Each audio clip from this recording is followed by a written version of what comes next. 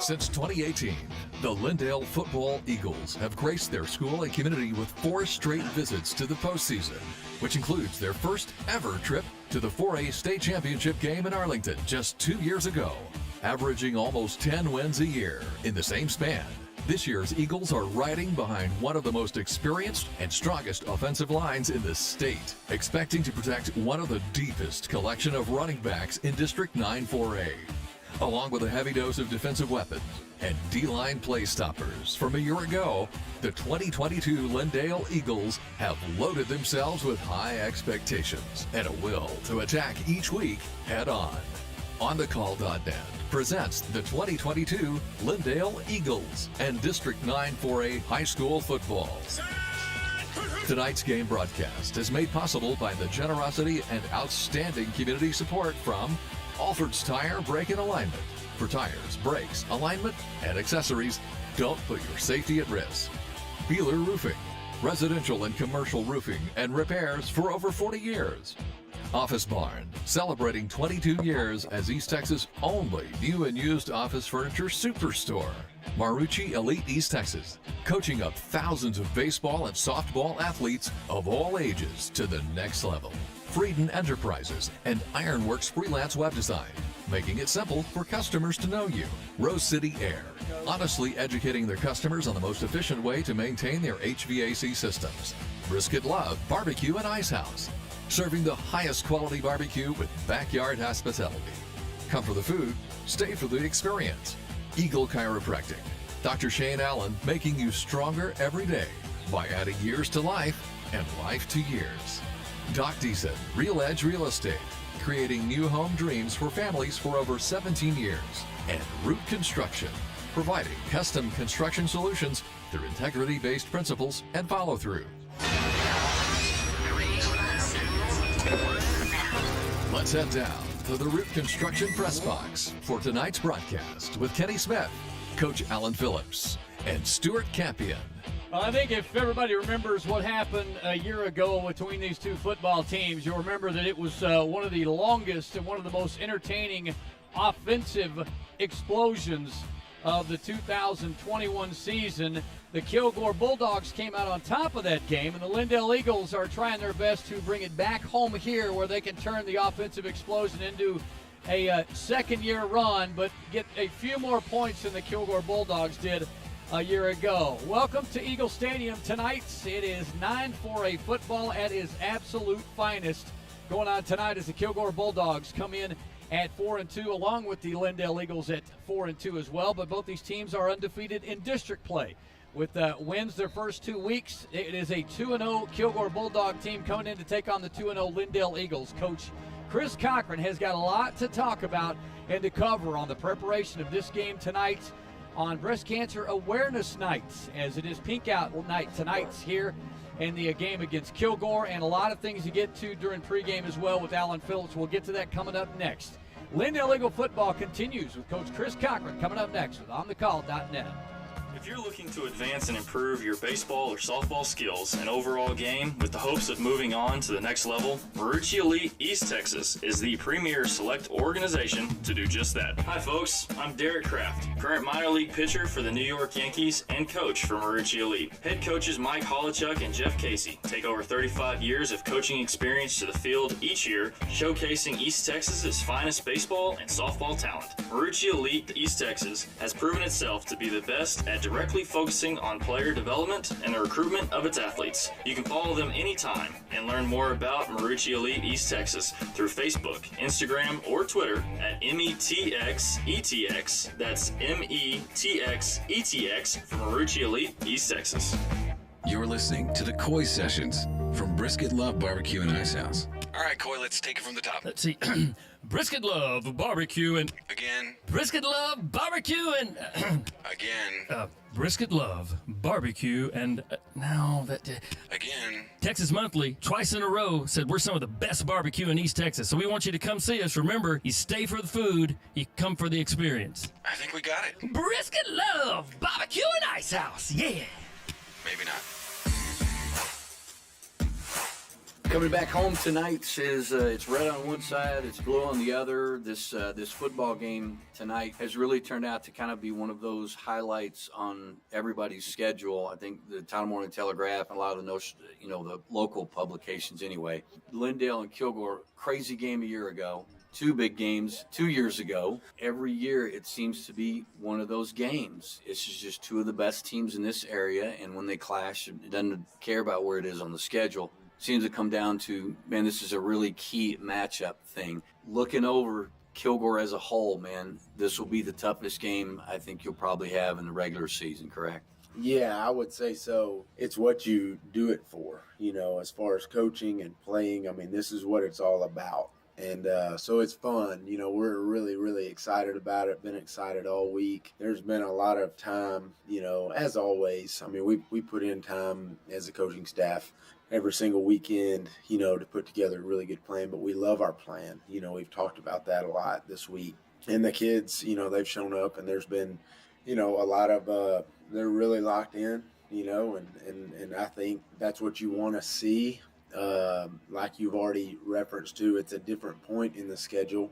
It's not the last game of the year. Now it's, right there, somewhere in the middle towards the latter half. But we have done our best to make sure our young men understand that, it's a big one because it's the next one. It's a big one because if we want to go, win a district championship, they're standing in the way. So, everybody knows, everybody, like you already said, in these 2 towns, they know that this is a big game, and it's an entertaining game, and it's going to go back and forth, and most likely going to come down to the last couple minutes of the game. That's just how they've gone, so again, it's fun, that's what we do it for. So we're excited about it, and hopefully the Eagles come out on top in the end. You guys had to take a gash in the first series last week, and it had nothing to do with football itself. Watching Casey Watts go down right in front of you guys, he's done. And it's probably one of the hardest things for a kid to find out. But what was obviously touching and what goes back to the culture you guys build here is, man, it hit the entire team pretty hard, but everybody stayed on task. Chris, it seemed like the whole game, but looking at some of the remnants, how did that affect your team? How did that affect your coaching staff? And obviously, most importantly, how's Kaysen doing? It was pretty brutal. It's brutal news just because that young man does so much for us in a quiet way. He doesn't want recognition, and I think that's what people appreciate about him the most. Obviously, and I've always said this, he's the toughest dude in the program. Now, his brother Corey doesn't like when I say that, and he's a very close second, So I don't know. It goes back and forth between the 2 of them because Corey has been banged up, and he has every type of issue, and he doesn't want to miss any time, practice or a game. He loves the game, and, so the 2 of them are just really tough individuals, tough football players, and they're a joy to coach. And I was proud of that, the fact that people were able to stay on task and really fight through some adversity. Obviously, him being injured, and everyone knew that, but also the way they were moving the ball on us at that time, offense didn't really miss a beat. But everybody in the back of their minds knew what was going on with Kaysen, if that makes sense. So it was hard. But the other side of that, me being proud of it, like they were able, we were able to just, continue on, press on, which is what you want during adversity, whether it's football or life. But also, like you said, at the end, there was a lot of love shown, when Kaysen was, actually got on the sideline. There's people walking by and hugging his neck and telling him they love him, and and that's what we want. I mean, that is our culture. That is what we want. We want brothers to love brothers. So it's hard. It is. It's hard to watch, and I hate it for him just because the game of football means a lot to him. So he's doing well. He's got a smile on his face, But I know, every once in a while I look over on the side and there he is sitting on his little scooter, and I know that's got to be hard for him just to swallow the fact that he's done for the year. Yeah. I'm never going to question, what's going on with you guys on the sidelines until this happens. First 2 series, Athens rolls down and scores, no problem. Allen obviously is knowing that Roselle, he still has hair left, but he's probably tugging on it a little bit. But the adjustments thing, that Athens didn't come out series 3, 4, or 5 and really do anything different. Ty Arroyo obviously was not 100% healthy, but the guy was running the offense. You guys make adjustments after those first 2 drives or something. You shut them down, and it's 50-something odd unanswered points or so. What was going on the sideline right then? I think defensively it was honestly it was a change in mindset. Like, we basically just told the guys on the defensive side, because the offensive side, they didn't stop us. But defensively, it was a deal where, hey, our offense is going to keep scoring points. We gotta get to doing what we know to do defensively. Basically, get our head out of our tail. Yeah. And just play football. That's a simple answer, but it really is. We didn't adjust much. We just made sure that they understood, hey, ain't nobody rolling over and handing this to you, And that was a great lesson for halftime and after the game. I was able to tell them, listen, nobody works Monday, Tuesday, and Wednesday in the heat and dating back to August and in the summer workouts. Everybody does those things. Yeah. So people don't just show up to a football game to pass it off, and say, hey, you're going to win the game. They're going to come out and they have a good plan. They have good coaches.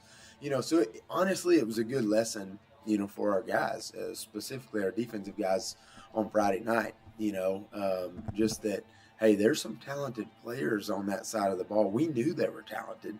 I think our kids trusted us that they were talented. Yeah. I just, we were in a fog, and it's kind of hard to explain, why, but they decided on that 3rd series, hey, let's play football now, and that's what they did for the remaining 3.5 quarters. Talk about that too. It was a little freakish game stat-wise, because if I recollect, 2 flags the entire game, 1 against each team. And did Wyatt punt at all? I remember maybe there was 1 punt, and I think maybe it was Athens that punted. That's exactly right. Wyatt did not punt. The funny part is he obviously is our punter, and he was the special teams player of the week. Yeah. But it had nothing to do with him punting.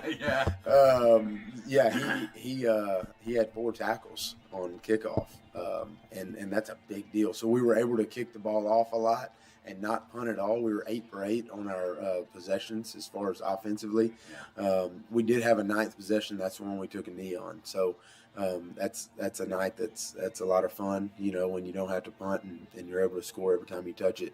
Yeah. So I was proud of our offense there. Yeah, the flags, that's Wes Hall's crew. You just know going in, they're not going to throw many flags, and I know I appreciate that. I don't know that everybody does, but I would rather that than the 31 the week before. Yeah. As a coaching staff, would y'all rather an officiating crew allow the guys to play if it doesn't affect the play? A lot of officiating crews will make judgment calls when it comes to if this is away and there might be something that may be egregious if it has nothing to do with the play. Would you rather have that, or would you rather have the learning tool of making sure the kids know you can't hold, you can't put your hands on the receiver? So would you rather have that kind of game? I would rather have what we had the other night. I think it depends on who you ask. It's funny. I made a joke with Wes before the game that we had 31 penalties the week before, and how I figured there wouldn't be many. And he laughed about it because that's just what he's known for. But I told him, I said, when I look up the Saturday before, I always look up who the crew is going to be, who we drafted for the week. And we do that back, in the spring before. I always, when I have the West Hall crew, I'm always able to go tell Coach Alford, our offensive line coach, I told him, I said, it always makes his Saturday even better when I say, hey, we got West Hall. No matter what happened the night before, he's pumped about this coming Friday night, because that means his O-linemen are going to be able to play pretty free. Okay. On the other side of the wall, when I'm talking to Coach Rozelle and the defensive staff, they don't like it as much, just because you can't gripe about holding. That's a rule. When we have West Hall, you can't gripe about holding. I tell them on the headset, don't say a word, about the holding, because he's not going to call it. It doesn't help. So I would prefer just letting us play and just, correcting the stuff that has to be corrected, but just let us roll. Okay. Well, the offense obviously has got to be a big confidence builder from what happened a week ago. But looking at the film, what do you absolutely have to do? Ball control, obviously, for any game like this. But as far as how you guys match up against Kilgore, what's the first thing you know right off the top of your head you got to do right? We have to fit the run. They run split zone and they run H counter. So our defense, we have to fit it right. And if there's a gash, if there's a crease, in our front, they've got two really good backs that will exploit that, and so that's a must defensively. Offensively, we have to control them up front. They're going to get theirs. We know that. They're really good on their defensive line. So we have to win more battles than we lose. And then just as a team, we got to win the turnover battle. I think it's crucial. We did that last week. What that means is we got to find a way to take the ball away defensively. When it's on the ground, we got to find a way to come up with it, and then offensively, we just got to take care of it. So we believe we've talked a lot about those three things: turnover battle, fit the run, and control their defensive line. We think if we can do those three things, we're going to win the game. Okay, real quick update as far as Christian Weidman's health. And if he's progressing well, Levi Thornton back on the field for an awful lot of snaps a week ago, more than 2 weeks ago. But how are they looking right now? They look great. They've practiced all week. They're healthy, and Levi's got the brace on, which limits him a little bit. But man, we're just glad to have him and his experience out there. And then honestly, I'm just happy for the kid. He loves football, and so. Throw the team stuff out of the way, as far as how he can help the team. I'm happy that he gets to play his senior season or at least some of it, So, yes, those two guys are good. We've got bumps and bruises, but really we came out the other night feeling pretty good, So hopefully we can, it's going to be a physical game tonight, So hopefully we can come out of here in pretty good health. We can deal with the bumps and bruises that comes with, being in week 7, of the season. That's going to happen. But the bye week, it'll get here. It'll get here at some point. We're not really talking about it a whole lot because it's still a month away. But we feel okay about our health. Well, as long as the physicalness of the game doesn't, filter over into the coaches during some kind of questionable call, because we have seen you in a different athletic sense when that happens at times. I'm going to stay. Will Hutchins wanted me to join him in the air the other night, and there ain't no way. I've told him since Jamin that is not happening. I looked at him like he was crazy. There's no way I'm going up and bumping your 280-pound self. No way in the world. I'll give you a high five. Yeah, because we have it on video that that was a disaster when you and Jamin did that. That's exactly right, and he weighs probably 40 pounds more than Jamin did when that happened. So I'm out. I'm not doing it. All right, it's good football tonight, man. Have fun. Thank you, sir. We're excited. You betcha. Lindale, Kilgore coming up next. We'll break things down with Coach Alan Phillips when the pregame show continues from the Root Construction Press Box with OnTheCall.net. Backing the Lindale Football Eagles now as he did back then. Eagle Chiropractic is owned and operated by former Lindale Eagles center, Dr. Shane Allen. A class of 1989 graduate, Dr. Allen is an expert in chiropractic and nutritional health counseling. His expertise in these areas assist him in helping patients reduce and even eliminate migraine headaches, neck pain, back pain, and joint pain of all levels, both acute and chronic. Eagle Chiropractic offers therapeutic exercises, nutritional supplements, and analgesic creams, along with educational consultations and follow-up to assure continued support and confidence in a healthy lifestyle that is pain-free. Eagle Chiropractic, Highway 69 in Lindale, open Monday, Wednesday, Friday, or Saturdays. Call for an appointment and consultation at 903-881-5172. Eagle Chiropractic, making people better every day. You know that old saying that a man's number one job is to protect his family? Well, that's exactly what my dad had in mind when he founded Beeler Roofing in the late 1970s. Well, now it's 2022, and it's still the backbone of why Beeler Roofing continues to take care of families and businesses' new roofs, full roof replacements, and even simple roof repairs. We still welcome a good old personal phone call to set up a free roof assessment. And we take a lot of pride and enjoyment from making our customers feel better about being home. Plus, we can even help you navigate the insurance process. This This is Brooks Beeler, Lindale class 1989, and very proud to support your Lindale Eagles again this year. Find us on the web at BeelerRoofing.com or call us at 903-347-8484. Beeler Roofing, our family protecting your family from the top down for over 40 years. Well, the Star Steppers are putting on a show right now with the kids on the sideline. As of right now, they've got a ton of little girls dressed in pink and pink out nights tonight. Breast cancer awareness going on school-wide throughout the day today and through most of the week as well. Kenny Smith, Coach Alan Phillips, and Stuart Campion. We're up at the press box at Eagle Stadium, bringing you Lindale Kilgore tonight's 9-4A matchup, which normally has come at the end of the season. This game has customarily been at the last game of the season, and for the last 2 years has been for a district championship. Alan, from what we hear Chris talking about right now, obviously this looks like a district championship when it comes to the attitude of these two teams, the talent of these two teams, and those two backs he was talking about that they have got to keep their eye on tonight. They're both dynamic. They can both do pretty much whatever they want with the ball, and they've been a real hassle to try to tackle all season long. Yeah, and that's one of the things I think that luckily for Lindale, they've gotten better all year. You heard him talk about fit the run. What that means is getting the players in the right pass to make the tackle, and they've done that so much better the last two games than what they started out with because it was a new defense. These two running backs and this team overall has a lot of good athletes on it, good quarterback, good running backs, and I think he made a good point. They got to fit the run tonight. Well, the one thing you and Stuart marveled at during warm-ups was the quarterback because Van Zant looks much larger than he did a year ago. Demarion Van Zant, he's pretty darn complete. He's already thrown for over 1,000 yards, I think, this season. 64, 115, his numbers, 1,056 yards, 10 TDs, 3 interceptions. So he's kept the ball away from turnovers, even though they start the year out with Carthage, and then they go right to Gilmer and take on Gilmer. So he's got numbers right now to be one of the marquee quarterbacks, but we've seen a humongous man out here throwing the ball wherever he wants. He is huge. I mean, he's got a he's got a rocket for an arm. He's throwing it 40 yards, flat-footed. So they say he really doesn't like to run the ball much. He likes to throw it. In that case, when it's 3rd and long, I'm pretty sure they'll probably put a little pressure on him, trying to make him run it because he doesn't want to do it. But like you said, he's thrown for 1,000 yards already.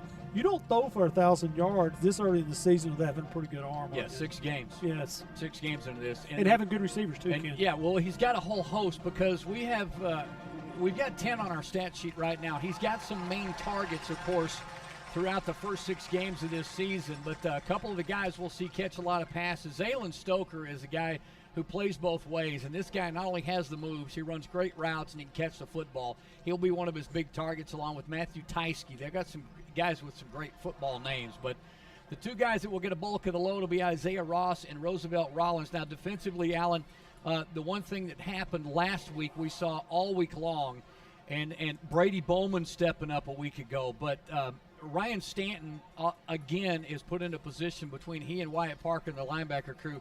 They got their work cut out for them tonight again. Yes, and and it's funny you said that. I was talking to Coach Roselle before the game started, and was just talking to him about his linebackers and how well they fit into this new defense they have. And of course they run what they did last year, which is the 4-2-5. But Ryan Stanton, I think, has been the surprise because they knew about Jake Herbo. Jake Herbo was out that one game. Ryan Stanton goes to middle linebacker and he just shines. Yeah. And he's continuing to do that. He's got 46 tackles on the year already. He's got 5 tackles for losses. He's got 3 sacks. So he's really had a good season. All 3 of them have had a great season. And I'll tell you, I'm going to say this, and I was talking to Stuart and to Coach Mark Spann. What I like about this Lindale team, there are no superstars. Yeah. They're all just hard players, good players, and get after it. And I would much rather have a team of players like that than have a couple superstars that make good plays every once in a while. And that's what I see off this Lindale team. And I'm telling you what, I like this football team, and I like their coaches because they play that way. Well, and the attitude also, and what the coaching staff, all of the coaching staff has always moved towards is the closeness of these guys. Is they're good friends. They battle together. They celebrate together. A week ago, Clint Thurman, and probably his best numbers all year long, 13 of 19 for 68% completion percentage just a week ago for 179 yards, but a couple of touchdowns. Now, the thing that was very attractive, I think, to the entire football team is he only carried the football 8 times last week, 61 yards, 7.5 yards a carry. They've been able to move the ball around a little bit now with how Devin Daniels has been pretty darn steady. Patrick has been effective also out of the backfield, catching the football also in the flats. Which to you would be more important? It looks like with these athletes they've got on the wide side, do they need to concentrate on running the ball more? Do you think we'll see a mixture of that from Matt Cochran tonight, or will he go to the air a little more? Well, I know he's got to be getting more comfortable with Clint Thurman throwing the ball because he threw some pretty passes. Yes, he did. And, you know, I think early on in the season he struggled a little bit, but every game he's got a little better, touched a little bit better. The thing about Lindale's they're pretty even on running and passing. You know, and that quarterback, to me, he's almost like a running back that throws the ball. Sure. And early on in the season, that's what he was because they, you know, they lost the numbers in the quarterback. You know, they lost Rashad Lee. And all of a sudden, you know, they got the 2 Daniel brothers there that are starting to run better and better. Remember the younger one? We were wondering about him because he'd been pulled off the JV. And I'm telling you what, a varsity game is a lot faster than a JV game. He showed what he could do last week. He really made some good runs. And so I think that they need to continue on their path of being as close as they can be in passing and running, letting Clint get better at throwing the ball. And I think that's what they're needing to do. Well, Patrick Daniels, 12 carries for over 100 yards, 105 yards a week ago. He averaged almost 9 yards a carry with a touchdown. A couple of scores for Devin Daniels a week ago also. He had 15 carries, make that 18 carries for 76 yards, a little over 5 yards a carry as well. And Clint carrying for almost 8 yards a carry as well. Kilgore coming out of the tunnel right now. They're Go Dogs. They're a big bulldog they've got in the far left corner, far right corner of the end zone. Lindale coming out of their huge Texas with the eagle flying in the middle of it. And give cancer the boots. A big sign that they're doing, all bringing awareness to breast cancer and those that not only battle it, but have survived. Stuart's mom's best friend, Pat Hobbs. She's the breast cancer survivor, University Place, Washington, and Stuart basically calls her his other mom. She's the breast cancer survivor. We've got a lot of friends and family here locally that have not only had to battle it, but have survived it.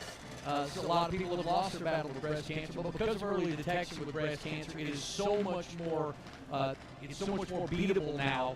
As long as they catch this thing a little bit early. Lindale out of the tunnel as well. Kilgore has bunched up down around the 20-yard line. They're going to be wearing whites, tops and bottoms. We're going to have no problem seeing numerals tonight, as they will have red numerals and red helmets for the Kilgore Bulldogs tonight. Lindale Eagles wearing their blue tops and white pants and white numerals as well.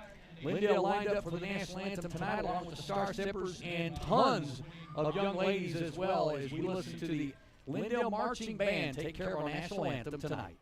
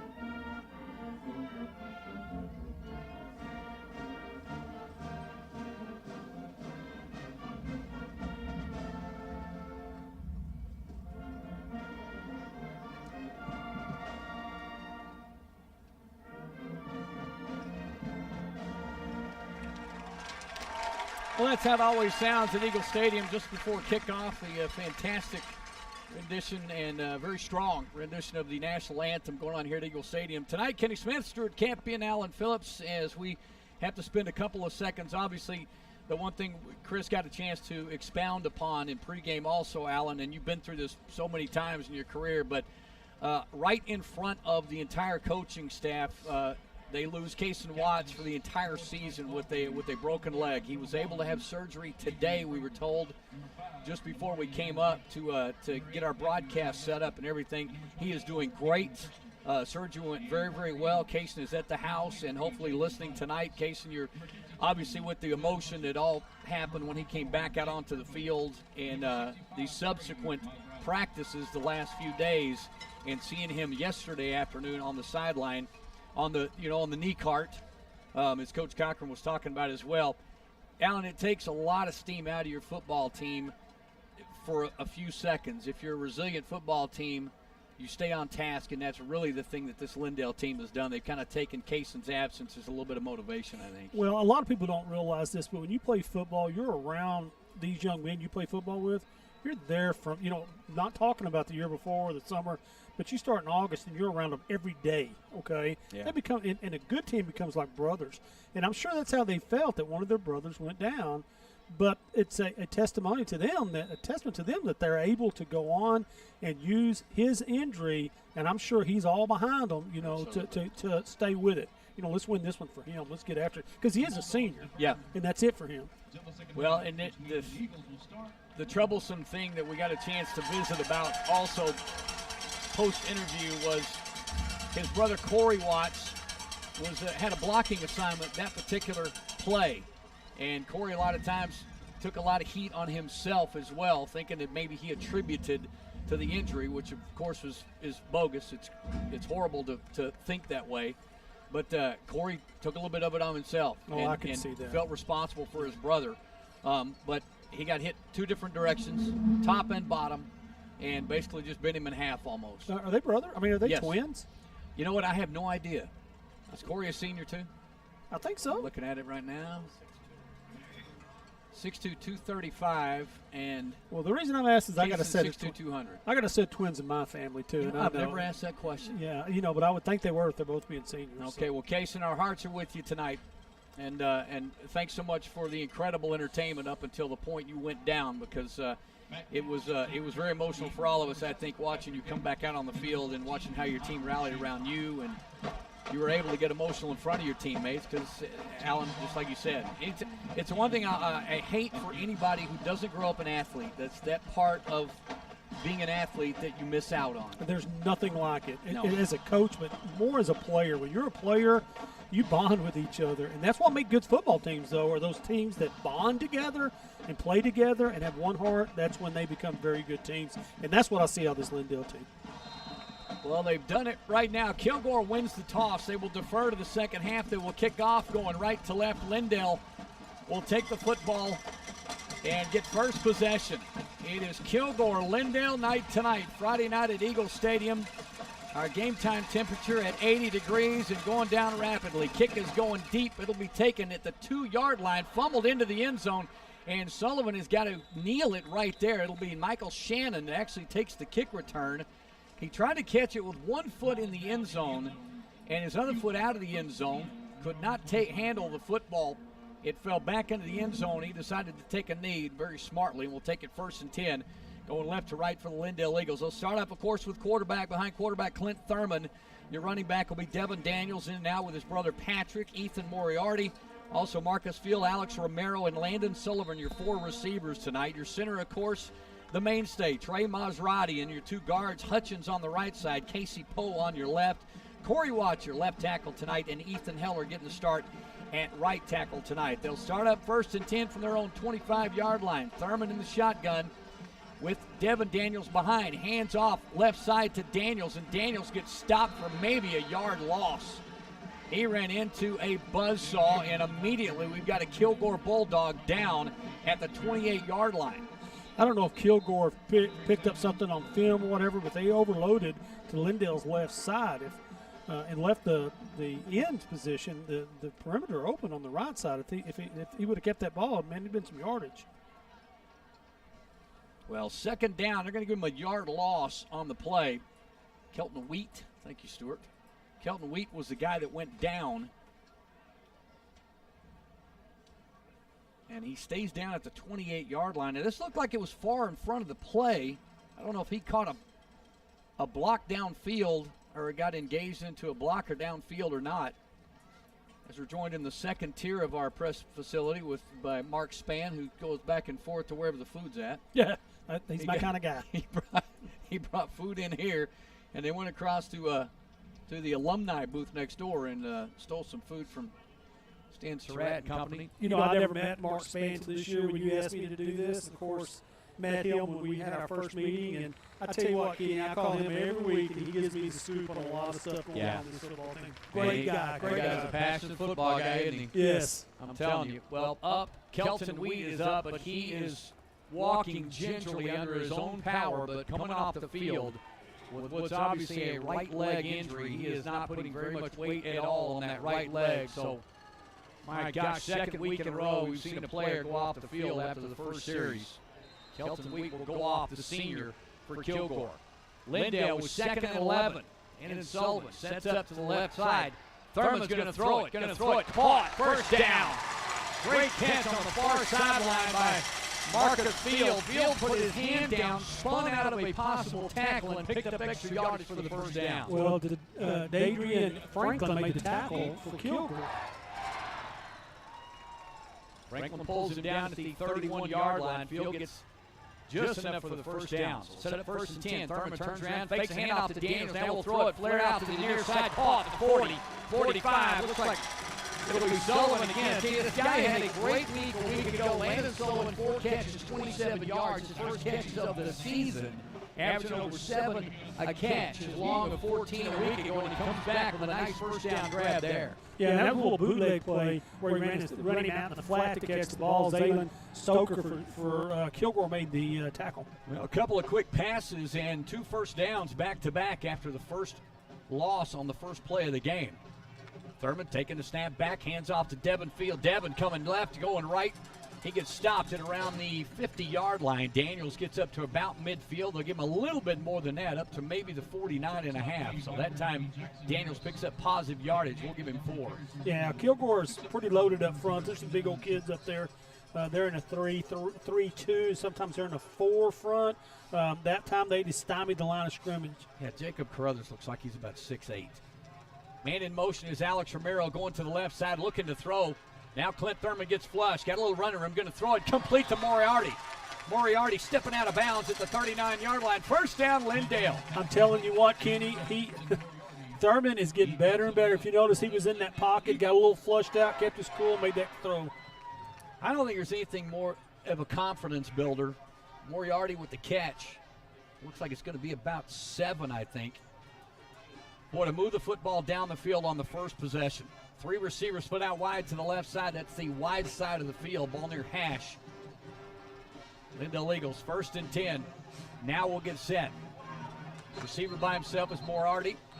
And they move around a couple of times, and looks like it'll be Kilgore, I think, is going to be charged with the timeout. Well, Lindale's lining up in one formation. They're shifting a couple players over to the other side, and Kilgore's getting a little bit confused on how to line up.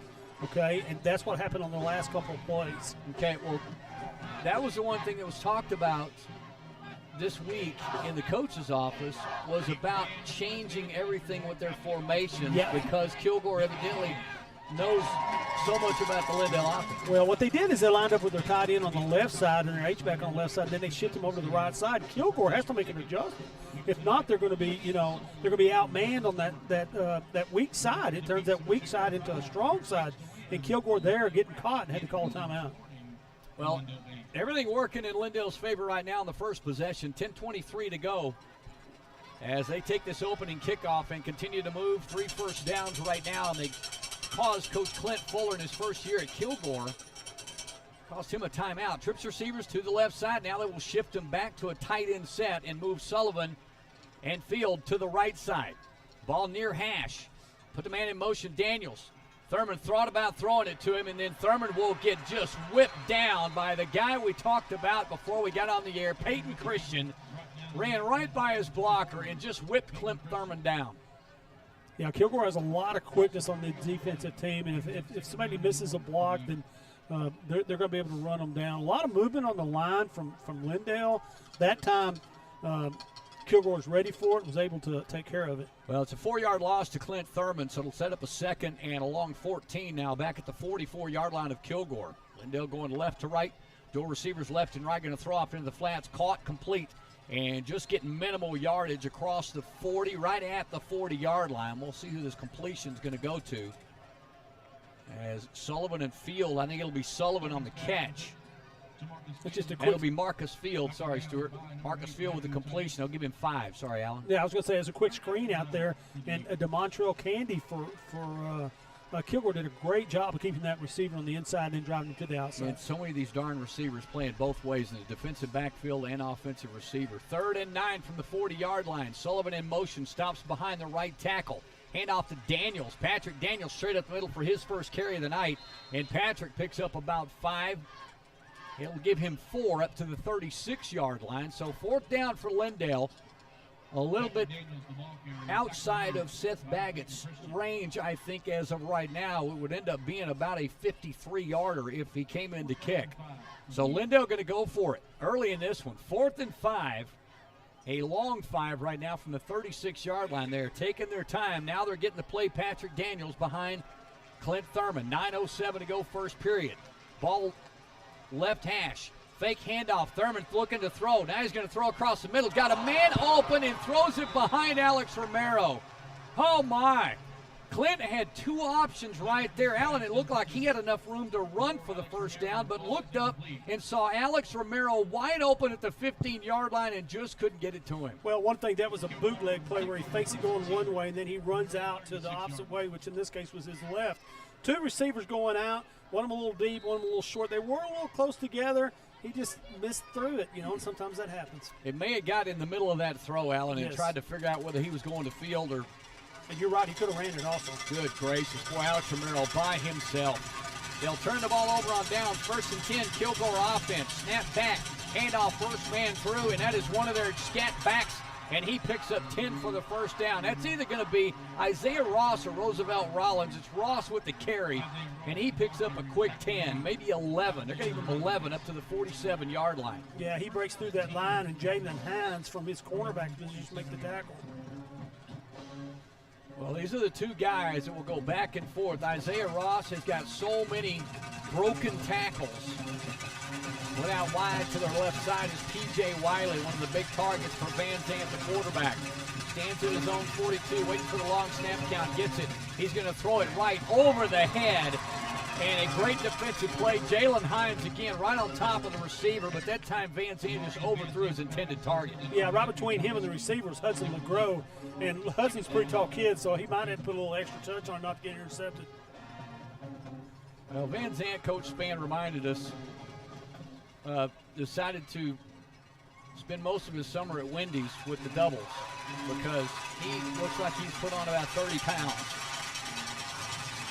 And boy, he has got a rocket. 2 receivers left and right, ball far hash. Wide side of the field, near side.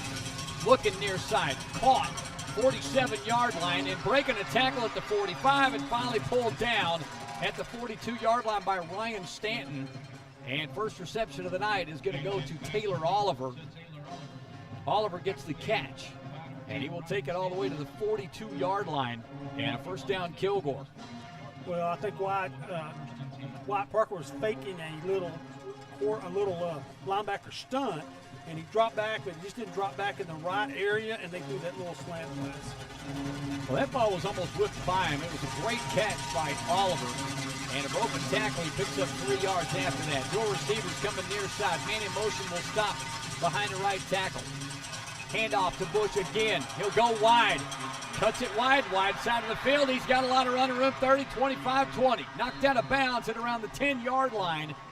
And we'll see whether they'll mark him out. It'll be Isaiah Ross again, but this time with a huge gainer. He'll take it from the 42 to the 10-yard line. A 32-yard pickup by Ross. Well, Ross was going to go to the left, and Wyatt Parker was coming off the edge on the right. Was a little wide, and he just stuck his foot and went right by Wyatt Parker.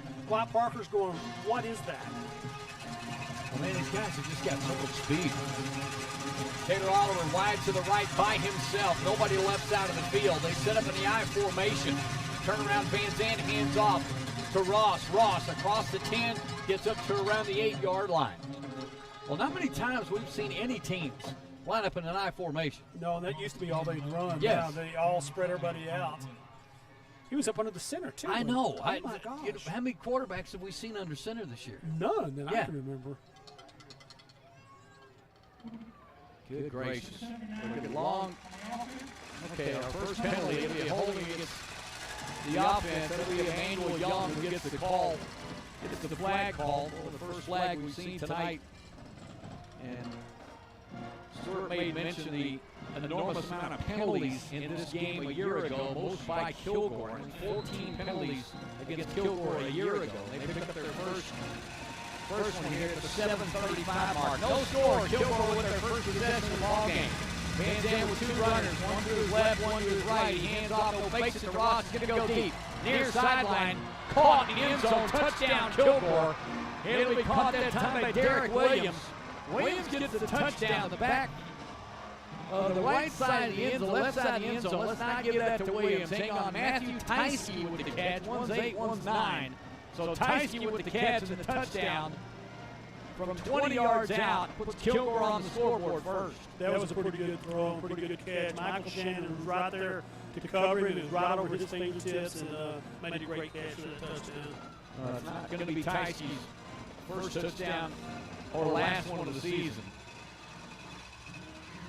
So setting up for the extra point. And kick is up, and it is good by Leo Zagari. 7-0 Kilgore, 7:29 to go in this, and we come back. Lindale Eagle football continues on thecall.net.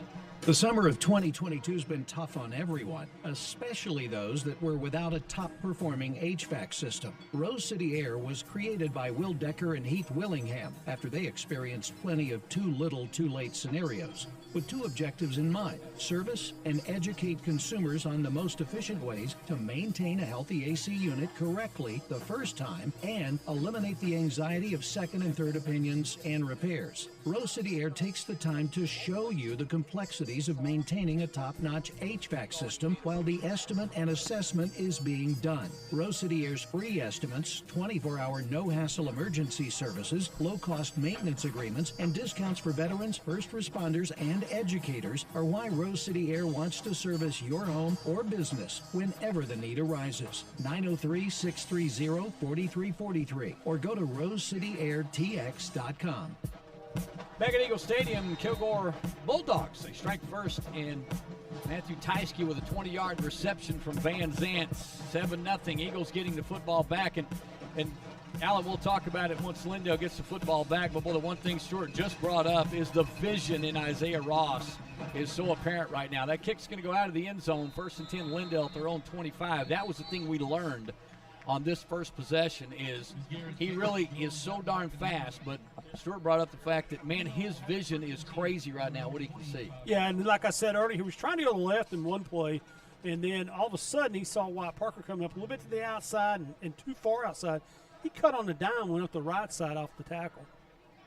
Well, both teams got 3 first downs on their initial possession. Lindale stopped on downs. There's a flag on the play. And a flag now, like, we're never seeing these flags on the kickoff, man. You know, a little thing about vision, not everybody has that. As far as a football player, I'm wearing glasses, man. I am talking about as a football player and you're running the ball, vision is able to see what's happening in front of him and what can happen downfield.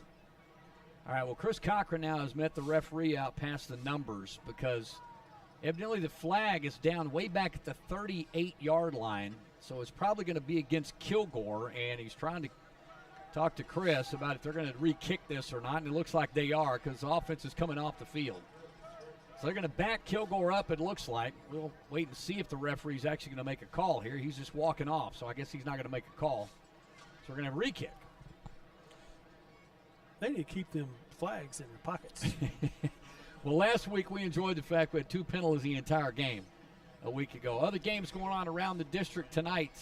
It's Palestine's night off.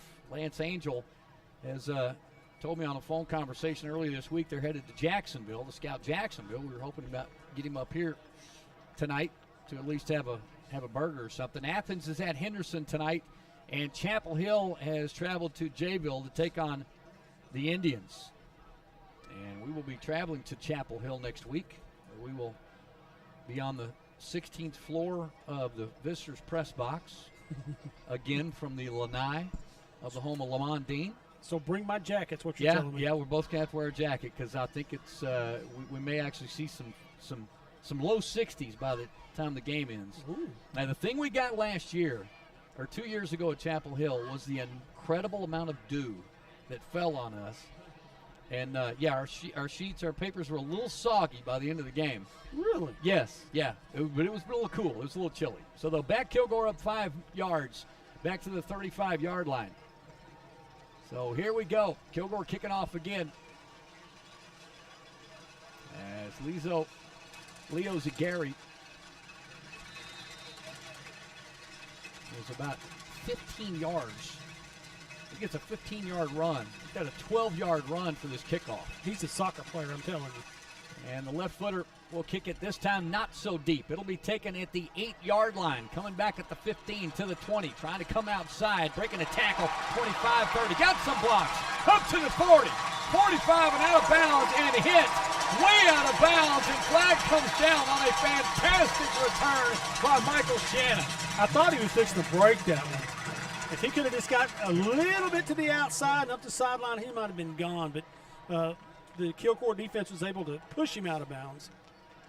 Well, Michael had a broken tackle at the 25 and had 2 seal blockers at around the 40 and worked both of those perfectly. And about the time he rolled to the 45, was running out of real estate, and Kilgore helped him with a shove in the white. So they're going to not only start, they could have started this possession at the 47, but after this late hit out of bounds, it'll be tacked on more.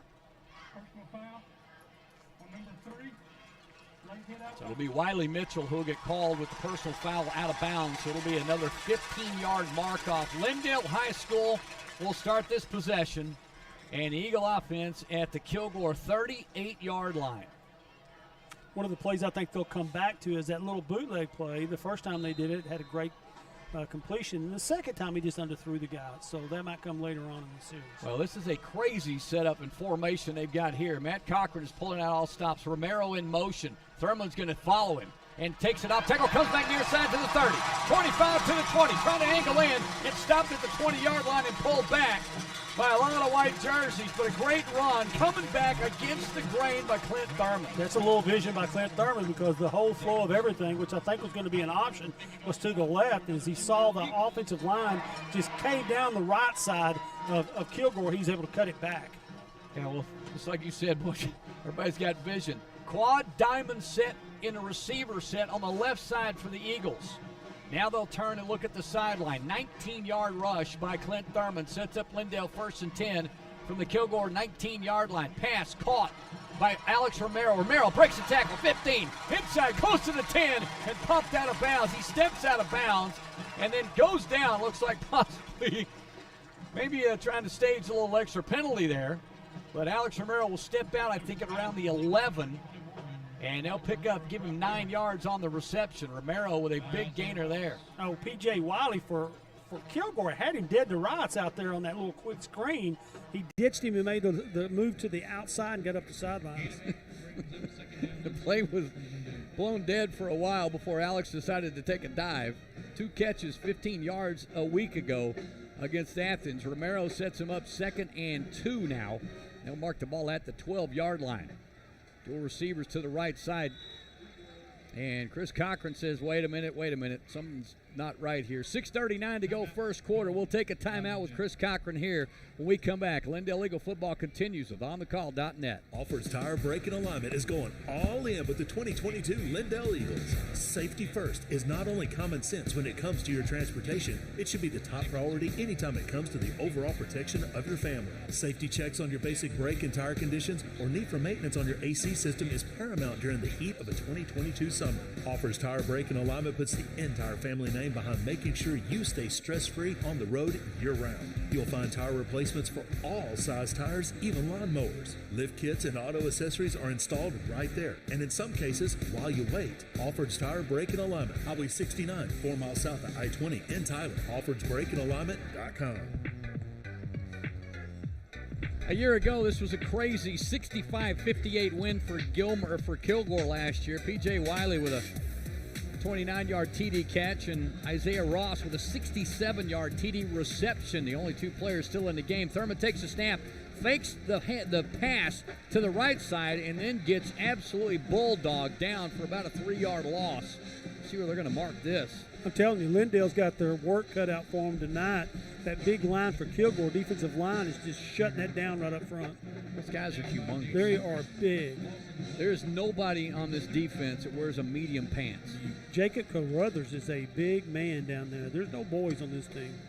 Well, Peyton Christian, who is their leading tackler, the guy looks like an offensive tackle. 6:05 to go first quarter. Thurman, quarterback keeper, takes it off right side, trying to break through that initial line of scrimmage, and boy, they're just not getting the surge. And Peyton Christian, again, one of the first in with that tackle. They're going to give Clint Thurman 2 yards on the carry back up to the 11-yard line, and that's where they'll send in Seth Baggett for a field goal try. Well, boy, they moved it very well once they got that long kickoff return and a couple of plays, but again, not being able to cash it in the end zone. Baggett will try to get them on the scoreboard here with 5:29 to go in this first quarter. Seth Baggett, 21 of 22 PATs. He's 3 for 3 with a long of 39 on the season. They'll spot it down at the 18-yard line. Thurman sets it at the 18. The 28-yard attempt is blocked, and Kilgore's going to return this all the way. They're taking this all the way back for a touchdown. It'll be Zaylen Stoker, and Stoker will take it 89 yards for the touchdown on the blocked field goal. You know, there sure looked like there was confusion on that line because they had a late lineman running in, and somebody on the sideline was starting to go out there and then came back. So I don't know if there was some confusion on Lindale's line, and they just left open because they were in there very quickly. Well, the blocked field goal, we have no idea, and we'll never know until we watch the game film who blocked it, but Stoker ended up in front of about 5 white jerseys, so they got massive penetration. Yeah, and that's a scary thing when they're getting penetration like that. So they go from possibly a 3-pointer to cut it to a 4-point lead, and the extra point is up, and it's good. So Kilgore takes a possible field goal from Lindale and returns it for the touchdown. 89 yards later from Stoker, it's a 14-0 lead Kilgore. We come back. Lindale Eagle football continues with OnTheCall.net. Hey, Doc Deason here, Lindale class of 1990 with Real Edge Real Estate in Tyler. You can find me online at DocDeasonRealEstate.com. You know, after this summer, anything associated with fall is going to be welcome throughout the season, especially Lindale High School football. It's an honor for me to again partner with my friend of 30 years, your play-by-play man, Kenny Smith. There's nothing in this country quite like Texas high school football, and you need to know we're partaking in a legendary pastime right now. But when the game's over, if you need some help with real estate, give me a shout. Don't hesitate. 903-262-8680. That's 262-8680. Again, I'm fellow Eagle Doc Deason. Thanks for listening. Shannon and Patrick Daniels will go back to return this kick, and it was a surprise to all. A immediate penetration on that field goal attempt by Seth Baggett turned into 7 for the Kilgore Bulldogs. It's a 14-0 lead, 5:04 to go first quarter, as the Eagles will get the football back quickly. So defense gets some extra time off here that I don't think they wanted, really. But the Lindale offense will get a chance again after gaining some momentum off that great kick return by Shannon earlier. And Zagari will pop it up. This time it'll come down to Daniels. Patrick will take it at the 10 to the 15 to the 20. He slips down at the 20. May have been a sliding ankle slap by a Kilgore defender, and I think that might be Matthew Hardy down there that may have hit the back ankle of Patrick Daniels as he tried to make a cut.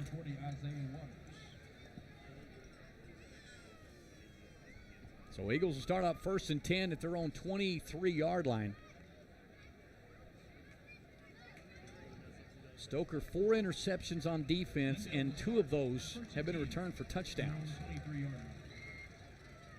He has added another piece of stat there with an 89-yard blocked field goal return for a touchdown. Eagles getting the ball back. Handoff, Daniels going to go left side. Cuts it back upfield. Gets initial yardage up to around the 25-yard line. We'll see if they'll mark him 25. They'll get him at the 26. I watched Peyton Christian that time for Kilgore, and I'm telling you what, he stands that offensive lineman up, straight up, and flows to the ball. Well, and he's the size of a Volkswagen. Oh, my gosh, he's huge. Yeah. And right next to him is Victor Fernandez, who's twice as big. Play fake. Thurman going to go deep. Got a man downfield. Pulled down. Caught. 40-yard line. Fantastic catch. And again going up and pulling it down in traffic is Marcus Field. Man, between him and Moriarty, they have made some catches in traffic or with a defender on their back. Well, again, Clint Thurman getting so comfortable back there throwing the ball now. He's able to make those times. He sat there and waited on him to get open.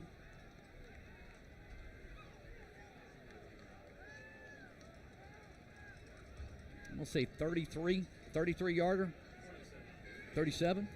Thank you, Stuart. 1st and 10, Lindale at the Kilgore 40-yard line. Thurman by himself in the backfield, puts a man in motion, snap back, going to roll to his right, going to throw. Caught at the 33-yard line. Romero turns and gets up to the 32. Well, great catch and rollout. Clint Thurman hit Romero in front of him, pulled it in from his hands around chest high, made a great catch, picked up extra yards with a dive. Yeah, Chris Williams for Kilgore pushed him out of bounds. You know, Kenny, what you asked me earlier, are they going to throw it? Are they going to run it? Right now, Lindale having a little trouble running it up the middle and having some success throwing the ball on the edges.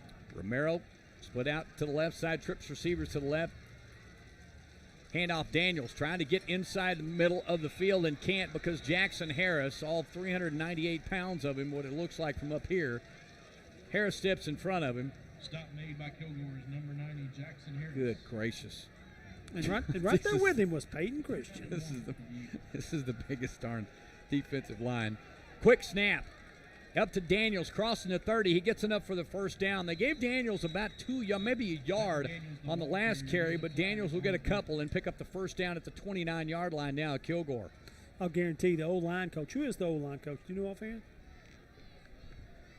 Span knows. Jacob what?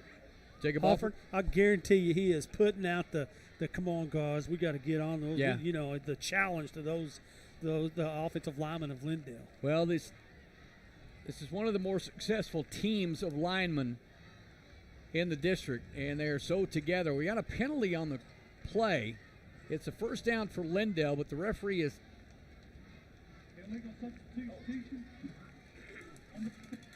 Oh, wow. Illegal substitution against Kilgore will move the football up. Okay, well, they're just now moving the sticks. And that makes it another Lindale Eagles. Okay, so they're going to nullify the run by Patrick Daniels, and they're going to take the penalty. Snap back to Thurman, play fake, going to roll to his left. Now he's going to throw, coming back right, going up for the interception and coming down empty-handed right in front of Patrick Daniels. As Daniels got some traffic, he drew a lot of traffic with that flare out by DeMontrell Candy. And last week we saw him do that a couple of times in wide open space, but not tonight. Patrick Daniels stopped that interception because he knocked it out of his hand because it was an interception down to rights, and Patrick Daniels knocked it out of his hands. Well, clock stopped with 3:11 to go first quarter. 14-0 Kilgore. And another call against the Kilgore Bulldogs. Mark, what was that call? Well, they're going to call pass interference, it looks like. Ooh, I didn't see that one. They're going to move them up 15 yards. Either that or a... Okay, well, we've got open palms also here, Stuart. We're not real sure about the placement, but they're going to call it pass interference penalty. Snap back, handoff to Evan Daniels. Daniels gets stopped right at the 10-yard line. And, boy, I'll tell you what, the Kilgore Bulldogs not only storm to the tackler, but it looks like they try to dismember them every time they get them stood up. Devin picks up 2. Boy, the running has been tough in between the tackles tonight already. Matthew Hardy for the tackle. He's got 28 tackles on the year for Kilgore. 2:44 to go. Snap back. Thurman's going to follow Daniels through the hole to the 5. Surges through the 5. Touchdown, Clint Thurman. You know, when the big guys that are running backs can't get through that initial line, Clint Thurman finds a seam somewhere and keeps his legs moving and finds pay dirt. Yeah, they ran off tackle there, and I'm sure, like I said, the front is very just clogged up in there. Clint Thurman went off the tackle and found a hole to run. Well, Clint took it off the left side. Devin Daniels threw his guy to the outside. Clint came right off of that. Extra point is up, and it's good. Seth Baggett makes it a 7-point ball game, 14-7 Kilgore after the 10-yard touchdown run by Clint Thurman. We come back. Lindale Eagles trailing by 7, 14-7. We get back. Lindale Eagle football continues with onthecall.net. A showroom almost as big as a football field. Really? Office Barn in Tyler. A ridiculous amount of inventory at Office Barn. New and gently used office furniture. More desks than the Pentagon. Any style of desk imaginable. Desk as low as $50. Office chairs. Over 1,000 chairs in stock of all kinds from $20 to $2,000. Conference room tables. Biggest selection of new and used conference tables we've had in a long time. Low cubicle prices. Really stylish cubicles and workstations with space planning, delivery, and install. Office Barn in Tyler. We ship anywhere with next day delivery in East Texas. Buy it in the box and save even more. Discounts for nonprofits, veterans, and first responders. Between Tyler and Lindale on Highway 69. Across from the big American flag. Call or text us. It's the same number, 903-881-0340. Office Barn in Tyler. Office Barn. Seth Baggett back on the field to kick it off from his own 40-yard line. And set to return back for Kilgore. Chris Williams is to the right side. That kick is going to be squibbed all the way through the end zone. Well, they wanted to return it, but unfortunately it went right through the arms of Dadrian Franklin, and they did not get a chance to bring this ball back as it squibbed all the way from 10 to the 5 and into the end zone. So Kilgore will start up 1st and 10 from their own 25 now, going right to left with 2:36 to go first period. Kilgore up 14-7. But it's got to give them a little bit of a jump as they had trouble getting the ball between the tackles, Allen, all the way down the field, and then Clint Thurman was able to kind of pierce his way through that and score. 1st and 10, Van Zant sets up with Ross to his left side. Isaiah Ross, leading rusher. Man in motion is Audrey Saylor, the tight end. Van Zant's going to throw it left flat at the 20 and pulled down. Great tackle in the open field. Jalen Hines, and now a flag comes down at the end of that play. Now coming in late was Christian Weidman, but I didn't see any contact back there. Did you guys? I didn't. Okay, I'm sorry. I got you like muted over here. Yeah, I know Sorry about that. I know that is now. Well, Billy called and said, "Why don't you mute that guy?" Okay, I didn't see a hit. Was there a late hit? Okay, Stewart says yeah. Man, Jalen Hines had a perfect play then also. Lee. Little quick screen, and Jalen Hines read it all the way and was there to make the tackle. Well, a fantastic offensive or defensive stop by Jalen Hines, and unfortunately, and I'm guessing it was Christian Weidman in there coming in late as he came flying in there late in the play, but the receiver was already down. So first penalty against the Eagles comes at the 2:30 mark of the first period, but it's significant. It's a 15-yarder. And instead of 2nd and long, it's 1st and 10 Kilgore at their own 37-yard line. They'll put a man deep in motion, handoff to Bush, or excuse me, to Ross. Ross goes up to 40, still on his feet. Boy, watching parts of game film on this guy, he's just hard to bring down. It seems like every joint of his body is going in different directions. He's just difficult to wrap up. Well, that play's designed to go to the left, and he cut back to the right, and he's lined up on the right side. It might be same side counter. I'm going to have to check the offensive lineman out this next play to see. Well, he got 10 on the rush. So 1st and 10 Kilgore now at their own 47-yard line instead of 37. Van Zant set up with Ross again to his left. This time trips receivers on the wide side of the field, near side. Van Zant looking at receiver. They come off. They've got a flare out and caught at the 45-yard line. Ankle tackle again. And great job defensively. Ryan Betts that time with the ankle tackle, and unable to break out of that was Zaylen Stoker. Well, I think Lindale must be working on that, because if you'll notice earlier in the year we've seen some missed tackles right there on that type of coming up, and they're coming up, grabbing hold, and waiting for their teammates to get there to help out with. Minute 28, clock continues to roll. It's a 2-yard loss on the reception to Stoker. So 2nd and 12 at the 45-yard line, and first time tonight the Lindale defense has been able to back up this offense. Dual receivers to the near side. Wide side of the field, they got one wide out. Man in motion is Taylor Oliver. He gets the handoff, got a huge hole, midfield, 45, tries to break a tackle. He can't break the tackle.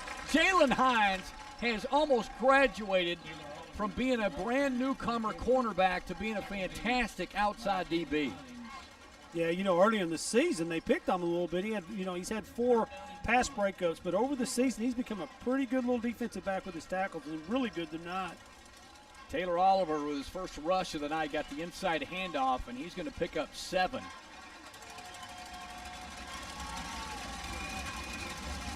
Third and 4 from the Lindale 48-yard line. Kilgore going left to right, makes that right to left. Van Zant wants to throw, going to throw a bullet. It ricochets and almost intercepted just out of the reach of Hudson LeGros back there on the deflection. Pass intended for P.J. Wiley. And Wiley gets it off of his hands, and boy, another 2 steps, LeGros would have had his second interception in as many weeks. Well, they had that covered up. That was a little slant play coming up inside. Lindale had it covered up. What they had a little open was a little swing back coming off of the others behind him that might have been open. Van Zant right now 3 of 6 for 30 yards. They've not needed his arm as they've been doing pretty well on the ground. 3 upbacks right now protecting their punter. Kilgore will punt on 4th and 4. Gary, the left footer, kicks it short, goes to the right side, and it will be a tough punt, but it will roll inside the 10, right around the 6-yard line. So he got an incredible bounce. Looked like it was going out of bounds at the 20. It ricochets back onto the field of play, and Christian Weidman just has to watch it roll all the way inside the 10, down around the 7-yard line.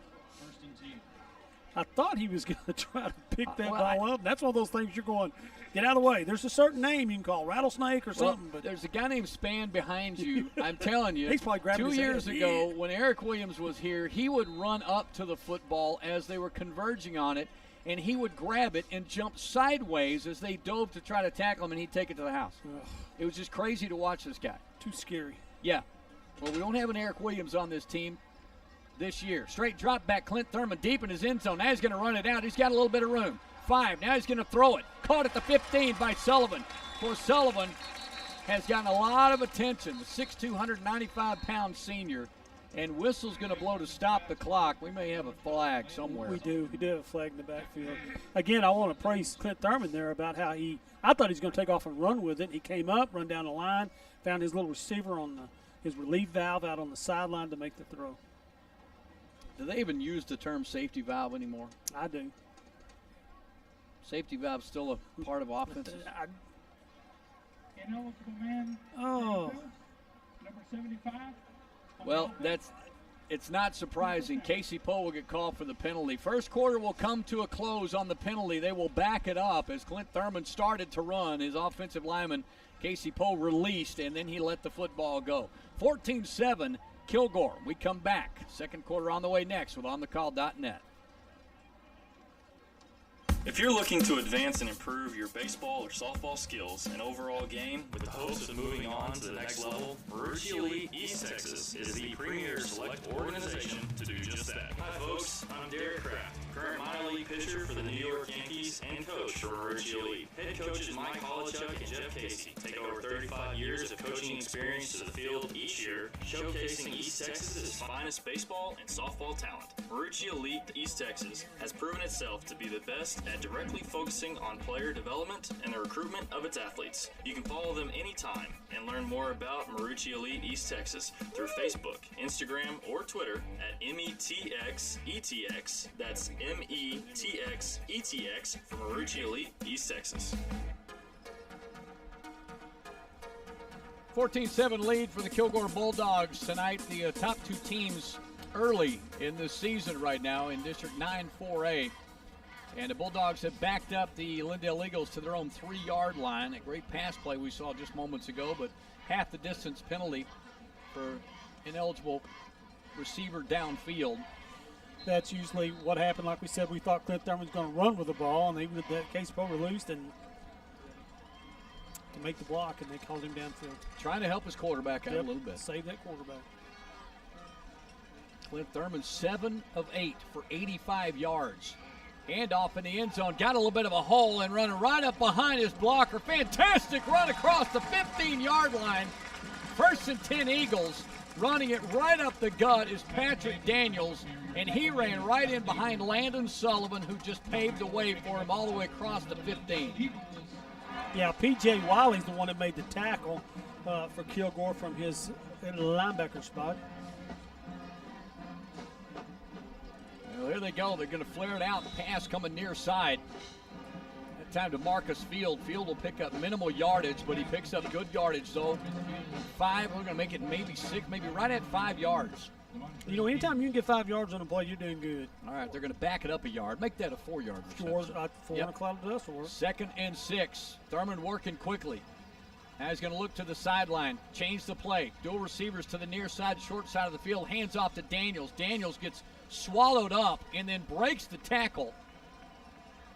I'm telling you, Peyton Christian, I think, has not eaten in a month because he looks like he is just trying to eat these guys in blue.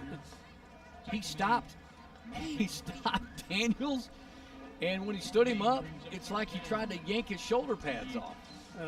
This guy is a physical tackler. He scares me, and I'm not even on the field. Yeah, he's just huge. They give him 2 on the carry. Thurman going to throw in traffic, caught at the 30, first down, and knock it out of bounds. I think it's going to be Romero on the far sideline. He'll take it from the 23 to the 33. It's a 10-yard reception to Alex Romero and a first down for the Eagles. The football team was at the 3-yard line 12 seconds ago. So back-to-back first down plays for the Eagles. They'll set up the ball on the far hash mark. 3 receivers near sideline. Snap back and off to Daniels. Daniels trying to get outside. He's got to go off tackle with just maybe a couple.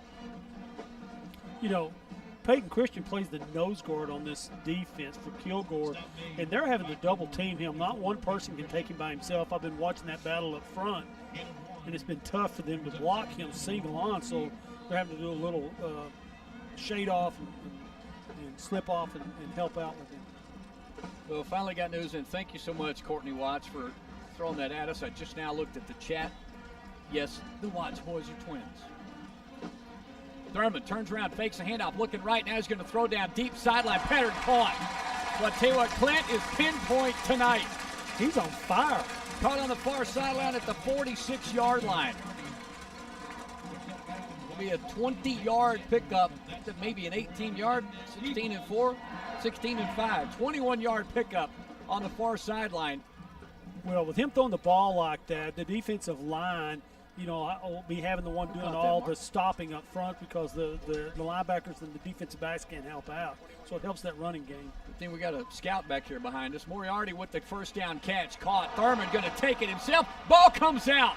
Ball is loose. And Clint Thurman got hit. Ball fell out, and Kilgore fell on it at the 44-yard line. Oh, my. Boy, Clint dropped back. It looked like he had a receiver. He tucked it and got hit around the 45. Ball just popped straight out of his arms, and Kilgore pounced on it at the 44-yard line. That's one of those killers for your offense. You're moving the ball down the field, you got a little, a little momentum, and then all of a sudden you have that happen. Well, the 10:06 mark, Kilgore will get it back after some great ball movement and a great couple of completions for Clint Thurman. Catch by Moriarty on the far sideline gave him 1st and 10. But here goes Kilgore going left to right this time. With Ross to his left, Van Zant will take the snap. Going to be a deep pitch at the 45. Cuts it upfield to midfield. Breaking a tackle 40. 35. Cuts it back in the middle across the 30. Ross again with a huge pickup. Ross down at the 28-yard line. Just a little quick pitch out to him. But I tell you what, the lineman for Kilgore, Justin Flores for Kilgore, is down the field making those blocks, helping out those secondary guys. A 28-yard pickup by Ross up to the 28-yard line. This guy's got over 800 yards already for the season. 100 carries, 893, just short of 900. He's obviously well over that right now. Ross set up to the left of Van Zant. Ball far hash. Wide side of the field, near side. Van Zant going to hand off. Ross coming near side, right up the middle. Splits him to the 15, to the 10. Breaking it out the 10. Boy, he's just hard to tackle. His feet are moving so fast, you cannot get a grab on those legs, and he picks up massive chunks of yardage, takes it from the 28 all the way to the 7-yard line. You know, Ryan Betts is having to make that tackle in the secondary, and you don't want to get a back like that in the secondary against those defensive backs. They're too quick and will make a move and be gone. 14-7 Kilgore with 9:08 to go in the first half. And they're threatening now inside the red zone and inside the 10 right now. First and goal from the 7-yard line. Set up in the I formation again. Van Zant with an up back. Got Ross behind, hands it to Ross. Will reverse his field now straight up the middle. Ross takes it, dives to the end zone, touchdown. Ross from 7 yards out, as he is the third Bulldog to score tonight.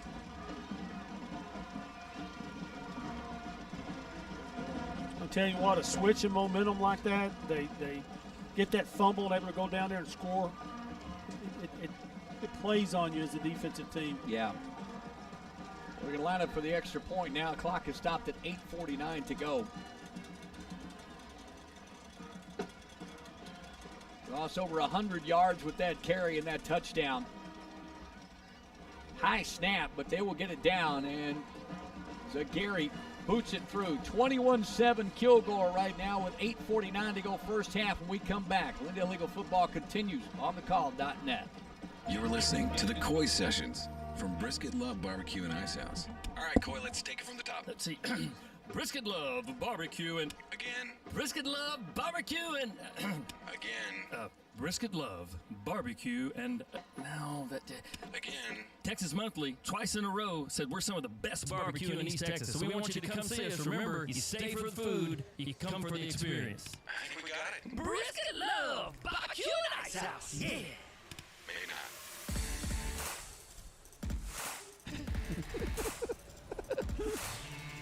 We got to figure out a way to get back to Brisket Love. You know, we had our moment with Mark Span at Brisket Love before the season started. We got to get another moment with Spano. Yeah, I like Spano.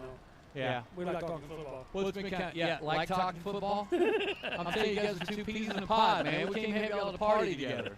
So what they do? How come they're over there? I was talking about coaching, talking about defenses. They're talking about a team they played one time. They were running a 6 technique, and they double blitz or something. They're just giving me all kinds of defenses. Well, I was asking Spano if he saw what I saw, and I was wondering if they've been in the I this year besides the 9, because when you get an I, you got that full house, that 2 tight ends, you're in that 3-3 stack. If you don't set up right on that, it causes some holes on your defense. Bringing the football back at the 5, at the 10, 15, splitting the defender for a great return again. Shannon will not go down. A spectacular return again by Michael Shannon. Man, he is showing some spark on this kick return team as he carries a few Bulldogs with him about 6 extra yards, and he gets outside the 40-yard line by a nose of the football. Yeah, Lindale needed that. They need a little ignition, a little spark to their offense, and that kickoff right there surely will help them out. Well, they've got to find a way to finish these drives, as Kilgore right now averaging over 16 yards a carry.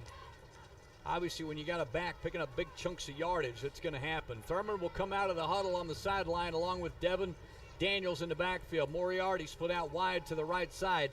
Fields wide to the left, and he's got a defender in his face at the 40. Snap back to Thurman, hands off Devin Daniels straight up the middle, and he is stopped for maybe a gain of 2. Well, again, Peyton Christian sitting there watching him on the center, and he is just holding that center straight up, finding the ball, and he's got both A gaps, or the gaps on either side of the center. He's got both of those gaps taken care of. Well, he just has them taken care of by standing there. Yes, that's what I'm saying. He stands it up, and he's able to move him off of him, and he's got both gaps. I'm telling you. Maseratian and Poe and Hutch, Will Hutchins, they've just got to be wondering down there, you know what, we're giving it all we got, and we can't move these guys. Well, I don't think they've had anybody as physical as he is on the line of scrimmage. 2nd and 8. Lindale going right to left. Taking a handoff. No, Thurman rips it out of his hand, and Thurman is popped again.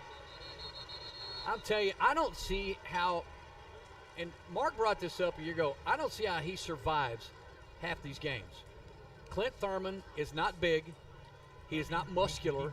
He is just tough. Yes, he is very, very tough.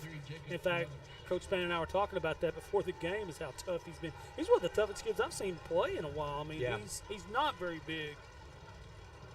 And it was one of those things, I think, that gassed this team for a few plays when, of course, they saw Case and Watts go down. When these kids are two of the toughest to ever play for this school. Thurman, play fake. Now he's going to throw. Got a man going up the sideline, overthrows him out of bounds. And Clint had a little bit of traffic coming in behind him, so that offensive possession does not go anywhere for the Eagles this time. As a receiver on the far sideline, and Thurman probably smartly maybe got too much mustard on that football. Is well covered on that far sideline. So Wyatt Parker will come out to punt for the first time tonight. Lindale's got to find a way to move that ball because they don't want to just keep 3, 4 and out and give him the ball to Kilgore because the running back is too strong and too quick. Parker standing at his own 27-yard line. Gets off an end-over-end kick, hits at the 35 to the 30, and then bounces off of the back of Jalen Hines and out of bounds at the 27-yard line. Well, a decent kick by Wyatt Parker. Parker's been pretty darn consistent with his special teams. He's got a long of 56 on the season, 4 of those inside the 20, and he is averaging just under 35 yards a punt on the year. Kilgore up 21-7 right now, 7:07 to go, and they've got the football back. That's behind touchdown runs by Isaiah Ross. And then a Stoker 89-yard blocked field goal return for a touchdown and a 20-yard reception by Matthew Teiske. Eagles scored on the 11-yard touchdown run by Clint Thurman, 2:36 mark of the first period. Van Zandt takes a snap, is going to throw quickly off right side. Complete to the 35, to the 40, back inside the 50, to the 40, and caught from behind. A great pursuit by Wyatt Parker to run him down. But is caught for the first catch tonight, I think, by P.J. Wiley. Wiley caught it immediately and had no one within about 5 yards of him, made about 2 moves, stayed on the sideline, and picked up massive yardage. Well, I think it's Michael Shannon playing really off of him, very deep off of him to give him a chance to run with the ball. I much prefer the whole checking on the line of scrimmage thing. But these guys have got so much speed, boy, it's almost like a double-edged sword. Do you crowd them? Do you give them a little bit of room? First and 10, Kilgore at the Lindale 32-yard line. Van Zandt with the low snap, going to hand off to Ross. Ross trying to get outside, breaks a tackle, still on his feet to the 30, and finally gets pulled down right back in the middle of the field. And the tackle's going to be made, I think, by Christian Weidman. Weidman will pull him down for a gain of only 3. That's a success right there. You pull him down for only 4 yards, and that's a good thing. It'll be a long play call here, as Kilgore will send Zaylen Stoker to the sideline to get the play. And he'll hand it to Van Zandt when he gets in the huddle. You don't see that very often anymore. Stoker will go wide out to the right side along with Dadrian Franklin. Lindale defense, 3-man front. Breaking it back with 3 linebacker set. They're giving their wide receivers some room. Van Zandt wants to throw. Still got the football. Getting chased from behind. Now he'll run. He runs, breaks the tackle at the 30, but make that the 25, and he'll pick up maybe enough yards for the first down. Yeah, Wyatt Parker had to come off of coverage to go make the tackle. He's a big old guy. I don't know if I'd want him running at me anyway. No. Like the coaches told me earlier, he doesn't like to run with the ball, but I guess when he has to, he will. Well, he waited long enough right there as the Lindale defense was converging on him as he started to roll to his left, but just couldn't catch up with him before he got first down yardage at the 23-yard line. Well, I think that he was waiting for the receiver to break off of Jalen Hines or Hudson LeGrood in the middle of the field, and he never did. 5:29 on the clock, 21-7 Kilgore. Bulldogs on the move again at the 22 of Lindale. Under center is Van Zandt set up in the eye. Deep handoff to Ross. Ross breaks the tackle or tries to get through the 20, gets across the 20, and now he'll be brought down inside the 20 at around the 18, and now we'll get a quick timeout call. I think that it'll be a penalty on the play. We're going to get the umpire running in to the referee to hand him the penalty call. Well, I was watching Kilgore get into that I formation with the 2 tight ends and just trying to run over Lindale. When you get a 3-3 stack, the 3-3 stack is really designed, I think, to be more of a spread defense, and you get a 3-3 stack, and if you don't adjust this right, you leave some big old holes up the middle, especially if they're running a dart or a counter where they cave everybody down and just kick one person out. And I think that's what they've been doing. Well, they're going to call defensive holding. It'll be against Gabe Hart. Defensive hold. On a handoff up the middle. Interesting. I don't even know where to start with that. Clock under 5 now. Kilgore on the move. They'll take the penalty 1st and 5. Van Zant, snap back and a throw off right side. Caught, hit immediately, and missed tackle, but it does not cost them, as Ryan Stanton will come up and make the tackle, and even it's a slap on the helmet by Ryan Betts, who missed the tackle initially. Yeah, Ryan Betts did enough to slow him down, and Stanton, which has been playing awesome all year, was able to get into pursuit and get out there and make the tackle. Well, the completion that time to Dadrian Franklin will be minimal. It'll only go for about a yard, so 2nd and 4 now from the 16-yard line. Lindale Eagle defense trying their best to make something happen here where they can fire up this crowd, fire up this offense. Van Zant under center. Set up in the eye. And fullback will move, and look at that guy that's in fullback position, none other than 700-pound Peyton Christian. He is huge. One of the things we need to be watching is that every time they've gotten this eye set, they've ran it up the middle and so forth. Watch out if Lindale overshifts, thinking the run's coming, they send a tight end straight up the middle of the field. As long as they don't hand the ball to Peyton Christian. and just for those, obviously, on the other side of our microphones, absolutely not making any comments about Peyton Christian's weight. We're saying he's a huge football player. He's way too big to be that fast. So they will change that play completely. 2nd and 9. Lindale defense will back them up 5 on the penalty. Man in motion. Play fake. Van Zant going to throw. He's going to throw. Got a man deep down the end zone. Caught. Touchdown. They have been running what you call post routes all night, and Jalen Hines has been all over it. This time, that receiver stuck his foot, broke out to the flag, and was wide open. Well, it's Matthew Teiske again, his 2nd touchdown reception of the night. And this time, he goes 21 both times. Thank you, Stuart. 21-yard reception at the 7:29 mark. He scored the 1st touchdown for the Bulldogs, and now the 4th. 3:49, clock has stopped, and the extra point by Zagari. Hold is down, kick is up, and the kick is good. So Kilgore moving to a 21-point advantage over the Eagles now. When we come back, Lindale Eagle football continues with OnTheCall.net. You know that old saying that a man's number one job is to protect his family? Well, that's exactly what my dad had in mind when he founded Beeler Roofing in the late 1970s. Well, now it's 2022, and it's still the backbone of why Beeler Roofing continues to take care of families and businesses' new roofs, full roof replacements, and even simple roof repairs. We still welcome a good old personal phone call to set up a free roof assessment, and we take a lot of pride and enjoyment from making our customers feel better about being home. Plus, we can even help you navigate the insurance process. This is Brooks Beeler, Lindale class 1989, and very proud to support your Lindale Eagles again this year. Find us on the web at BeelerRoofing.com or call us at 903-347-8484. Beeler Roofing, our family protecting your family from the top down for over 40 years. Back at Eagle Stadium, Kenny Smith, Coach Alan Phillips, and Stuart Campion in our always fantastic press facility here at Eagle Stadium. It is Pink Out Night tonight in Eagle Stadium as students, teachers, administrators, and everyone alike are raising awareness for breast cancer. Survivors and those battling it as well. And we wish nothing but the best and grace and blessings to everyone that is going through that, family extended, and anyone that has to fight cancer of any form. Kickoff comes down at the 5-yard line. Shannon will take it again. He will try to go right, goes right in the middle of the Kilgore kick cover team, and he gets all the way to the 22-yard line. And boy, Patrick Daniels was running like crazy to try to get that first gunner, get a body on him, and Michael Shannon luckily went away from that.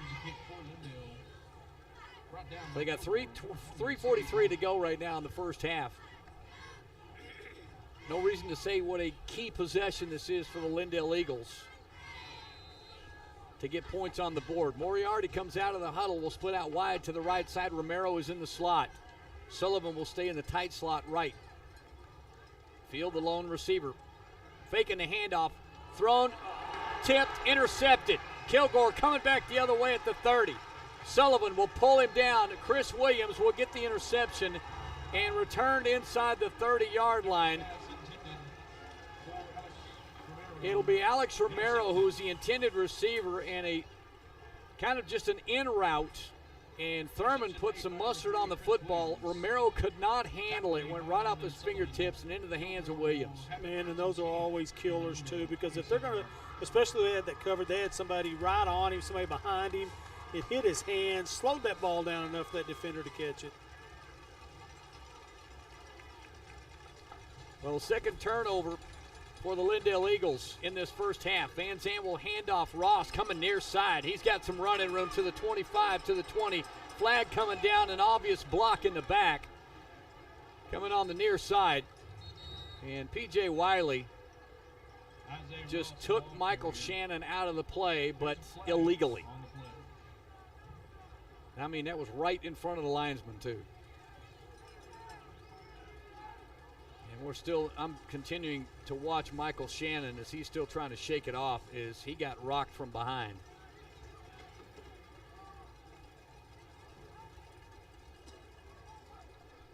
Well, after the interception, obviously, boy, it takes a lot of gas out of the tank. But Lindale defense has been able to make things happen just by tradition. Alan, you have noticed a bit of an energy difference between the officiating crew we had last week and these guys. Yeah, just a little bit. These guys are incredibly slow. Yeah. And no complaint. There are officiating crews that they work fast, they run everywhere, and then those guys that they take it leisure. So 10-yard mark off against the Bulldogs. High snap, they'll pitch it inside. It'll go to Derek Williams. Williams goes outside to the 30 and steps out of bounds at the 27-yard line. Boy, I'm glad the whistle blew and there was no blue jerseys around there. Man, that was just a jet sweep, and he came across and he tossed it to him instead of handing it to him going to the left. Ryan Betts comes in, and, you know, that's one of those things that different defenses, different people, but he came in just to crash it, and that runner was able to go around him to the outside, so he sort of took himself out of the play. Well, he'll get minimum yardage. He gets it back to the 28-yard line. So still 2nd and 11 for Kilgore.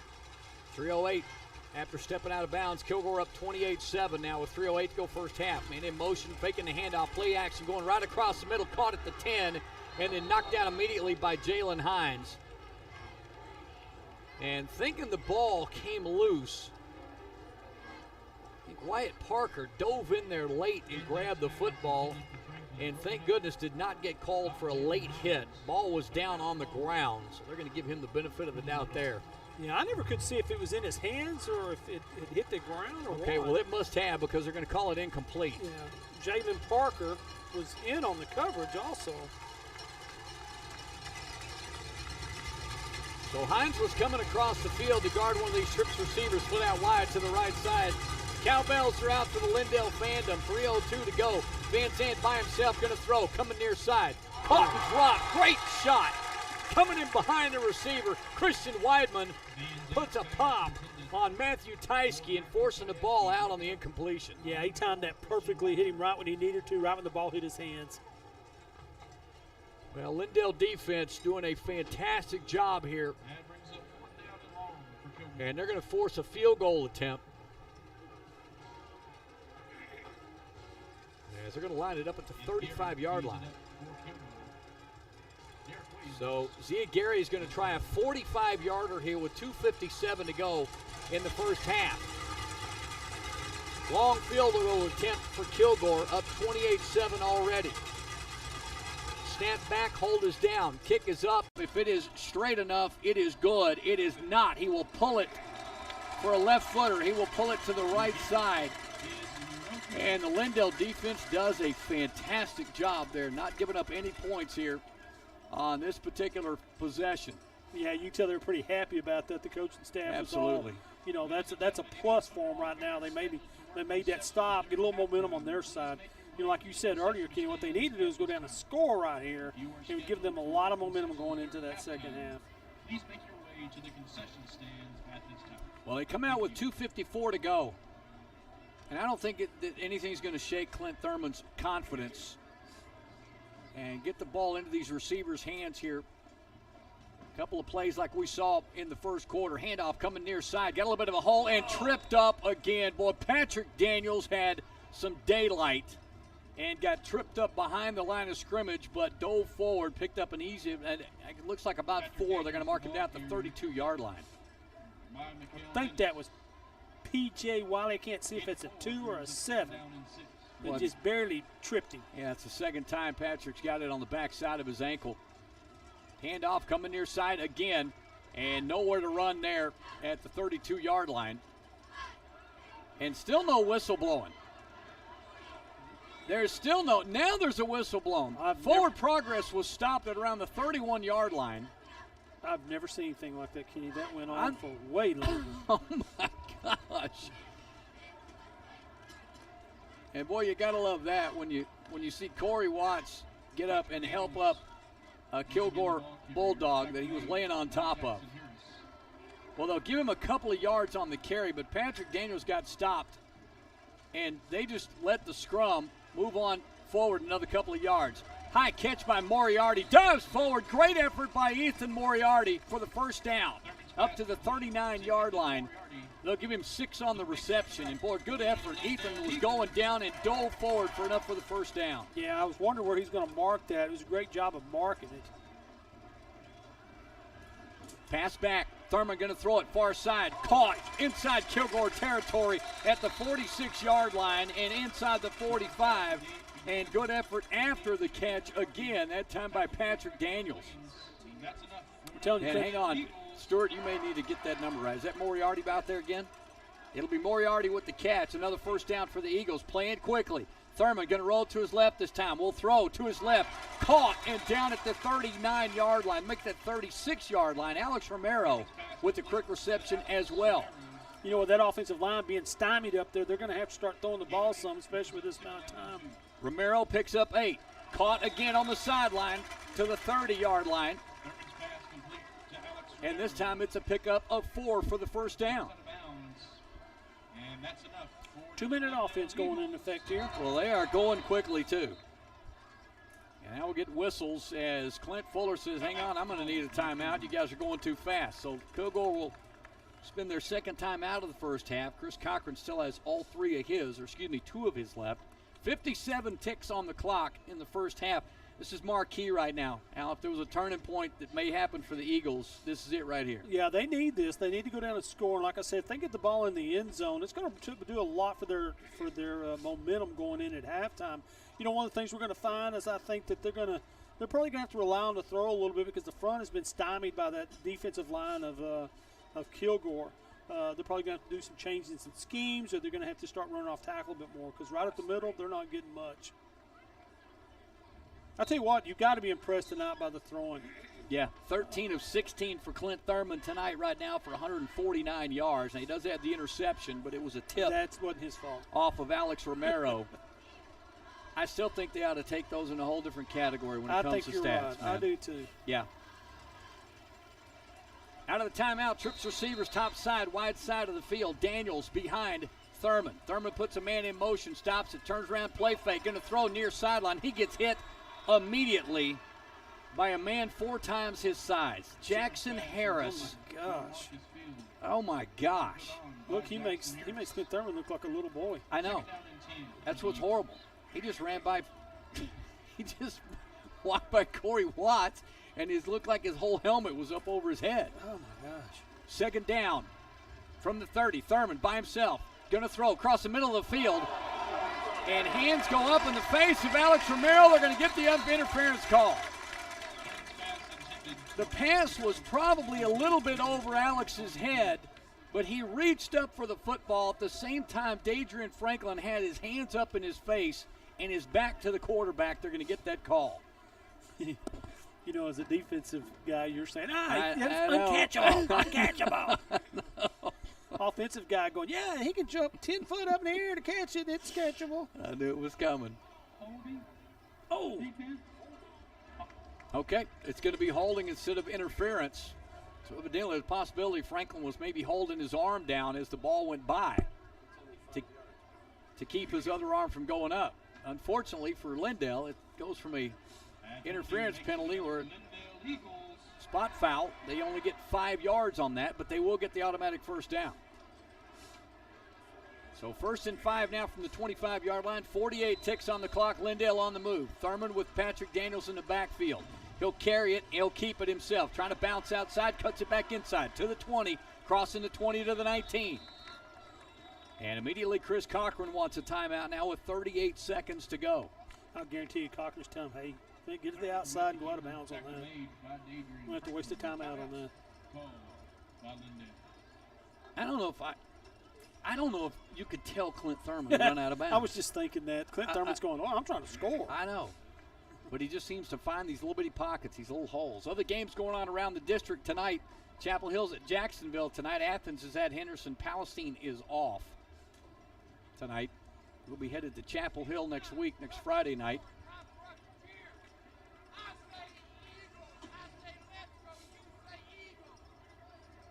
Okay. Thank you, Charles LeBaron, for asking about that. And yes, the player that went down for Kilgore, Kelton Wheat, came back on the field. He did not look like he was going to return, but we have seen his number back on the field. And Alan, we'll keep our eye out for 41 also, since we've got people concerned. But we had seen him back out on the field. Out of the timeout, they come out quickly. Set up with dual receivers to the right side. Thurman takes a stamp, looking left. Now he's going to roll. He's going to roll right. Looking for a receiver before he throws it. Now he finally throws it out of bounds. He was trying to work out some time, and he had a guy, Marcus Field, had an outside route. Notice that Clint Thurman was running at him, Allen, and tried to cut inside a defender. Maybe he tried to get open. I'll tell you, we're seeing is it maturization? Yeah, maturization. Maturization. Yeah. How mature he's Doing becoming great as a quarterback. Well, Clint just seems to go into a whole different world when he puts the helmet on. 31 seconds to go. Thurman turns around, play fake again. Gets almost his own man blocked into him, and then Thurman gets massacred in the backfield again by Jackson Harris. Well, thank you, brother. Chapel Hill with a 42-21 lead over Jacksonville right now. And Henderson over Athens, 27-13. Well, a timeout on the field. And looking around to make sure everybody's healthy. Timeout, I think, called by Cochran, because it looks like that'll be Chris's final timeout with 21 seconds to go. After that sack, it'll set up a 4th and 10 for Lindale at the Kilgore 25-yard line. I have no idea what Seth Baggett's range is, even though we saw him kick a 39-yarder a year ago. Think this would be a reach, Mark? Okay. Coach Spann says possibly 45. The attempt would be a 43-yarder if they came out and gave Seth a chance to do this. So long timeout, taking their time here. Lindale Eagles trying to get back on the scoreboard here, down 28-7 with 21 seconds to go first half.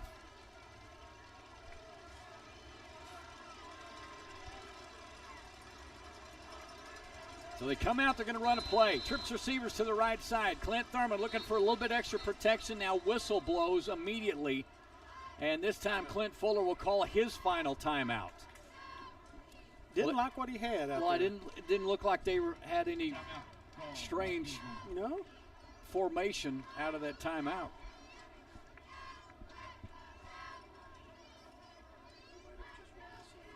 Well, I think they just didn't like the way it looked. So Fuller will spend his last timeout. Definitely not wasted. 20 seconds to go after Lindale had a play called.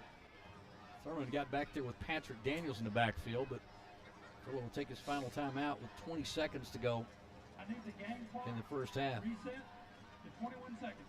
they're going to put a second back on the clock. I always loved that. What? Oh, second, okay. Did you like that, or no, depend on whether you had the ball or not? Yeah, but 1 second, but I always loved it whenever they had to run it down. In the old days, the clock wouldn't be able to touch. You had to get it to 60 seconds to let it run. Sure. Out of the timeout, Lindale will run a play 4th and 10 at the Kilgore 25-yard line, going right to left, faking the handoff. Thurman's got to run. Man, he is getting smothered. And they bull rushed him from the outside to DeMontrell Candy, and he will pull Clint Thurman down back at the 33-yard line with 15 seconds to go.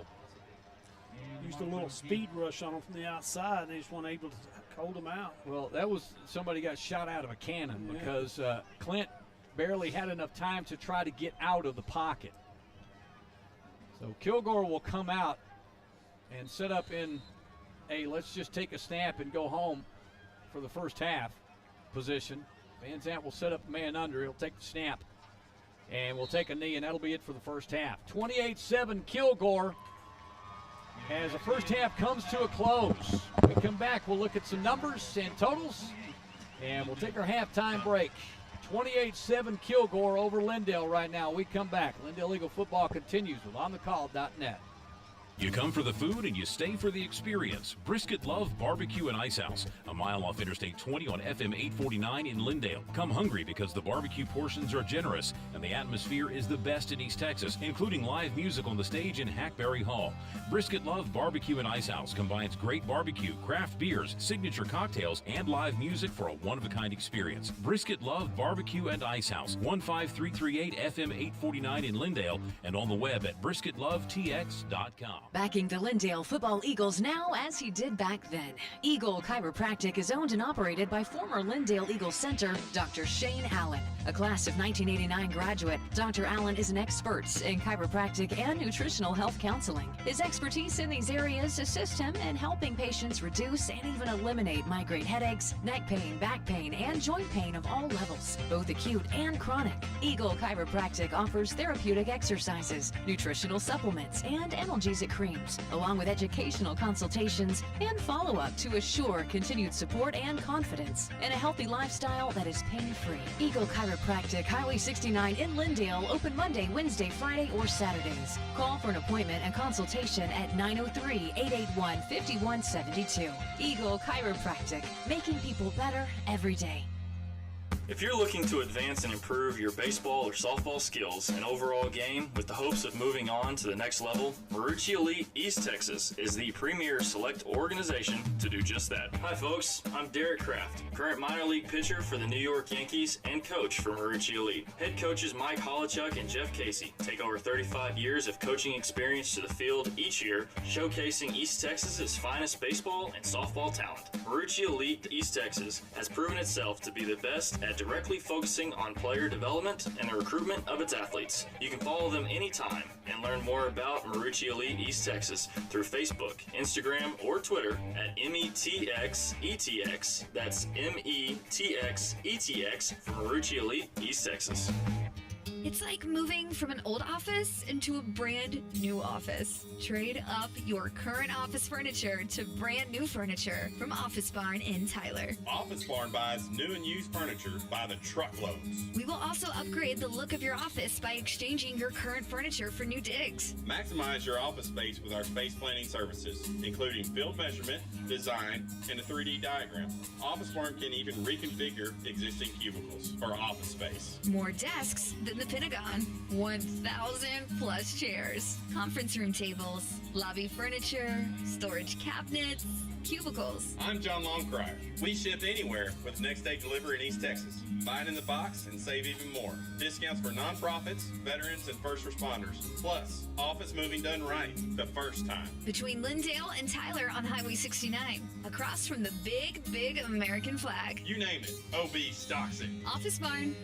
The summer of 2022's been tough on everyone, especially those that were without a top-performing HVAC system. Rose City Air was created by Will Decker and Heath Willingham after they experienced plenty of too little, too late scenarios, with two objectives in mind: service and educate consumers on the most efficient ways to maintain a healthy AC unit correctly the first time and eliminate the anxiety of second and third opinions and repairs. Rose City Air takes the time to show you the complexities of maintaining a top-notch HVAC system while the estimate and assessment is being done. Rose City Air's free estimates, 24-hour no-hassle emergency services, low-cost maintenance agreements, and discounts for veterans, first responders, and and educators are why Rose City Air wants to service your home or business whenever the need arises. 903-630-4343 or go to rosecityairtx.com. You know that old saying that a man's number one job is to protect his family? Well, that's exactly what my dad had in mind when he founded Beeler Roofing in the late 1970s.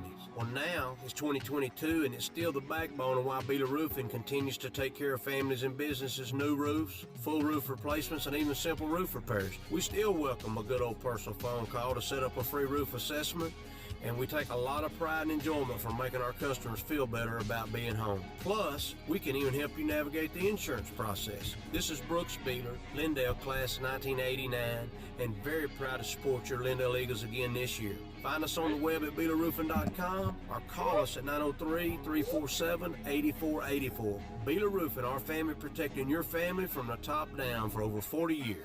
Alford's Tire Brake and Alignment is going all in with the 2022 Lindale Eagles. Safety first is not only common sense when it comes to your transportation, it should be the top priority anytime it comes to the overall protection of your family. Safety checks on your basic brake and tire conditions or need for maintenance on your AC system is paramount during the heat of the 2022 summer. Offers Tire Brake and Alignment puts the entire family name behind making sure you stay stress-free on the road year-round. You'll find tire replacements for all size tires, even lawn mowers. Lift kits and auto accessories are installed right there. And in some cases, while you wait, Alford's Tire Brake and Alignment, Highway 69, 4 miles south of I-20 in Tyler. AlfordsBrakeandAlignment.com. Hey, Doc Deason here, Lindale class of 1990 with Real Edge Real Estate in Tyler. You can find me online at DocDeasonRealEstate.com. You know, after this summer, anything associated with fall is going to be welcome throughout the season, especially Lindale High School football. It's an honor for me to again partner with my friend of 30 years, your play-by-play man, Kenny Smith. There's nothing in this country quite like Texas high school football, and you need to know we're partaking in a legendary pastime right now. But when the game's over, if you need some help with real estate, give me a shout. Don't hesitate. 903-262-8680. That's 262-8680. Again, I'm fellow Eagle Doc Deason. Thanks for listening. Thanks so much, Doc Deason, for being a part of our broadcast and, of course, everything Lindale. Seems like with you with Lindale and Tyler Junior College, Doc is always around to support his schools. We're at the half. The Lindale Eagles trailing the Kilgore Bulldogs right now by a score of 28-7. It has really been an all Kilgore first half, but some great drives by the Lindale Eagles. They have come back nicely after drives, significant drives and scores by Kilgore, but they have not been able to punch it in. A couple of turnovers have cost them dearly. But the penalties have really not been a factor, but the bull rush we saw here in the last of the second quarter got back to Clint Thurman a couple of times in this last drive. But the turnovers have kind of been the one thing that Kilgore has turned around and turned into points and extra possessions as well. Obviously, Stuart, it's kind of been like an all Kilgore time. You know, you've got plenty of numbers for Lindale, but let's kind of take a look at who's dominating who for the first half. Well, if you go ahead and you take a look at the defensive line for Kilgore, they're huge. Yeah. And they've actually been stuffing everything that they're trying to run between the tackles. Lindale's averaging 2.8 yards a carry, and that's it. So we got Devin Daniels, who's normally been a workhorse. He's carried the ball 4 times for a total of 7 yards. His younger brother, or his older brother, Patrick, 7 carries for 33 yards, and Clint Thurman has 9 carries for 17 yards. So it's not a lot of numbers. So it's all because of that defensive line. Clint Thurman's thrown the ball. He's 13 for 18 for 149 yards, and that interception that was tipped. So it's too bad that has to go on his numbers, but it does. Marcus Fields, 5 catches for 60 yards. Ethan Moriarty has 4 for 58 yards, and Alex Romero has 5 for 38. Now, complete opposite when you're actually talking Kilgore when they're running the ball. They're averaging 13 yards per carry, and that's all because of Isaiah Ross. He's carried the ball 7 times for 112 yards, and then there's been 3 other guys running it. Van Zant carried it once for 8 yards. Taylor Oliver once for 6, and Matthew Tysky once for 7. So in the air, Demarion Van Zant is 6 for 9, 61 yards, 2 touchdowns. Yep. So it has been dominated pretty much by the defensive line. Yeah, and he's got targets on his receiver list he hasn't even thrown to yet. Either. Yeah, he's thrown the ball actually to 5 people. and that's compared to the list of 10 that we have. Well, just like you said, when you can run the ball like that on the ground, you don't really need those guys. And quick update, by the way, because I do apologize because Charles LeBaron had asked us on our quick chat page about the young man that got hurt first series of downs, Kelton Wheat for Kilgore, or number 41. I had mistakenly thought Allen had seen him on the field again. Coach Spann, thank goodness, kept his eye on him. And we saw him and spotted him on crutches on the opposite sideline. He is out of his pads, obviously, on crutches. So evidently he is not only out for this game, looks like he may be out for a while. He was very tender on that right leg when they took him off. I was very surprised. I had thought that Allen had mentioned he had seen him back on the field, but we did not. So Wheat has been out for the contest. He is in street clothes and on crutches right now on the sideline. We wish him well, of course. It's the second week in a row. Like we said, we've seen someone go down in the first half. Of course, Kaysen Watts a week ago for the Lindale Eagles. And Kaysen resting nicely at home. And thank you so much, Courtney, for letting us know that he is listening. We appreciate it and wish you were here, pal, and we hope you a speedy recovery. We'll take a quick timeout. First half is done. 28-7 Kilgore. Lindale Eagles will kick off to Kilgore to start the second half. We will get to that coming up next. Second half kickoff just around the corner coming up with OnTheCall.net. It's halftime of tonight's game broadcast. Tonight's Lindale Eagle game broadcast is brought to you by Alford's Tire, Rose City Air, Root Construction, Brisket Love Barbecue and Ice House, Marucci Elite East Texas, Doc Deason Real Edge Real Estate, Beeler Roofing, The Office Barn, and Eagle Chiropractic. The second half will kick off after the short timeout.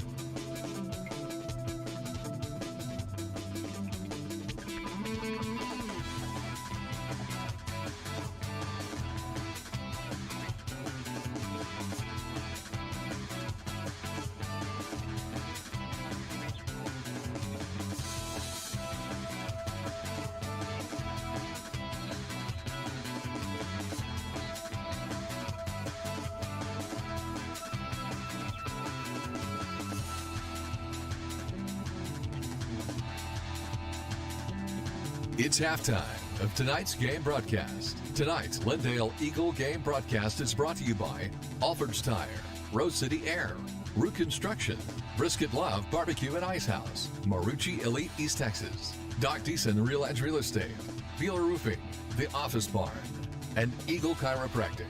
The second half will kick off after the short timeout.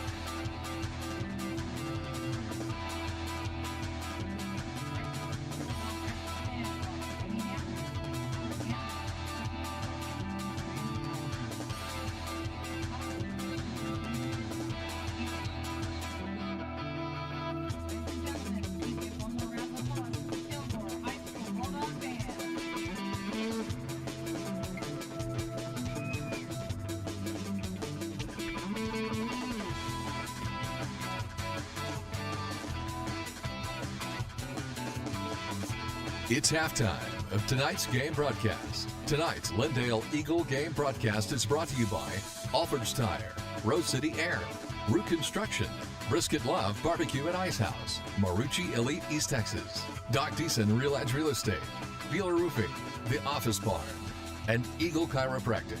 The second half will kick off after the short timeout.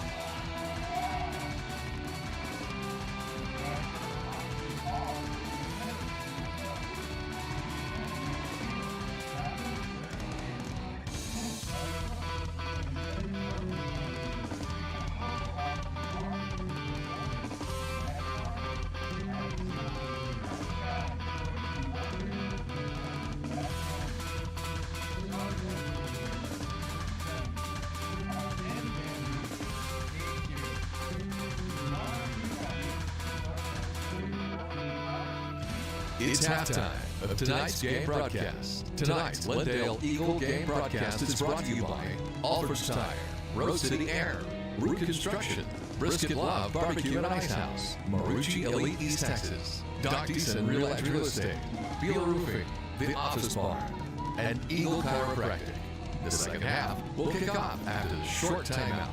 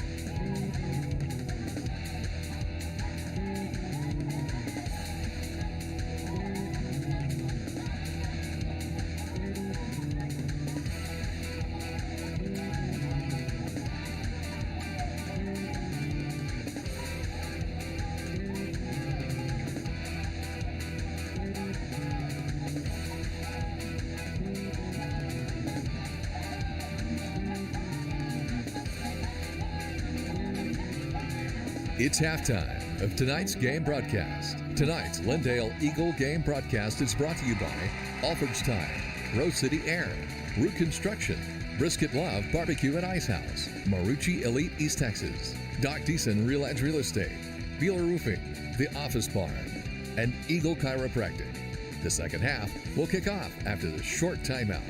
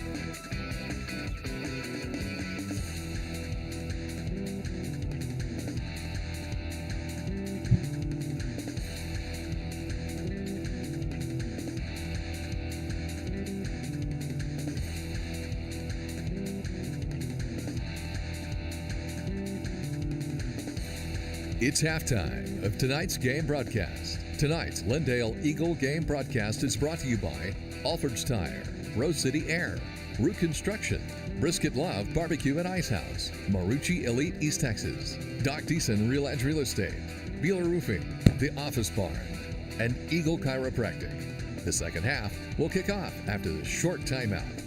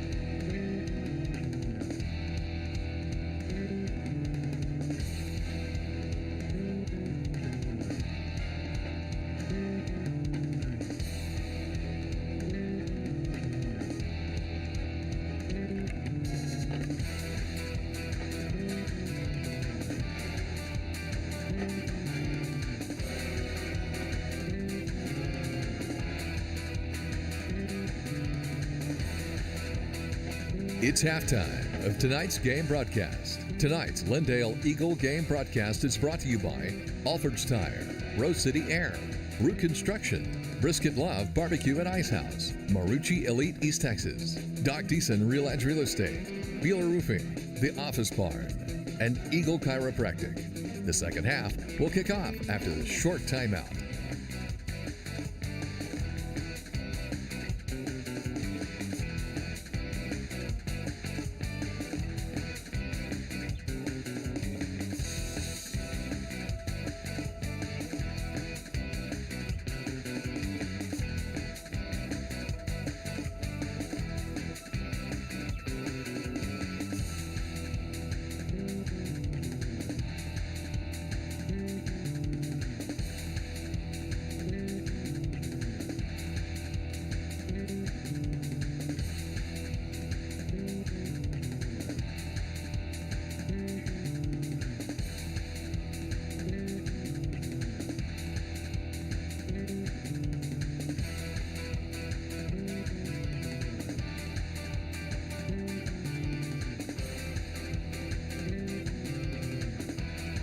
It's halftime of tonight's game broadcast. Tonight's Lindale Eagle game broadcast is brought to you by Alford's Tire, Rose City Air, Root Construction, Brisket Love Barbecue and Ice House, Marucci Elite East Texas, Doc Deason Real Edge Real Estate, Beeler Roofing, The Office Barn, and Eagle Chiropractic. The second half will kick off after the short timeout.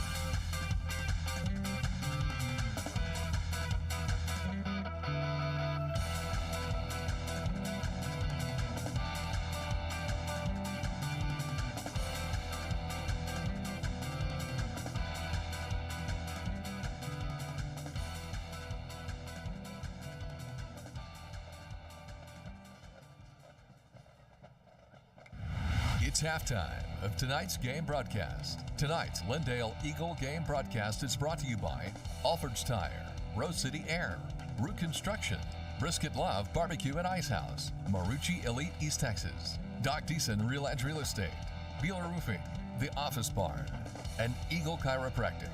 The second half will kick off after the short timeout.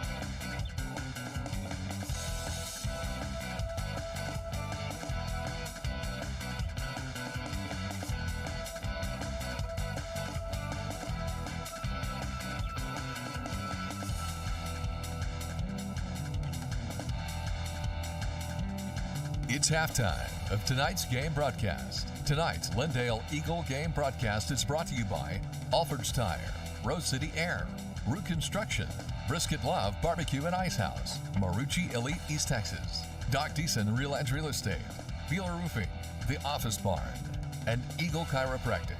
The second half will kick off after the short timeout.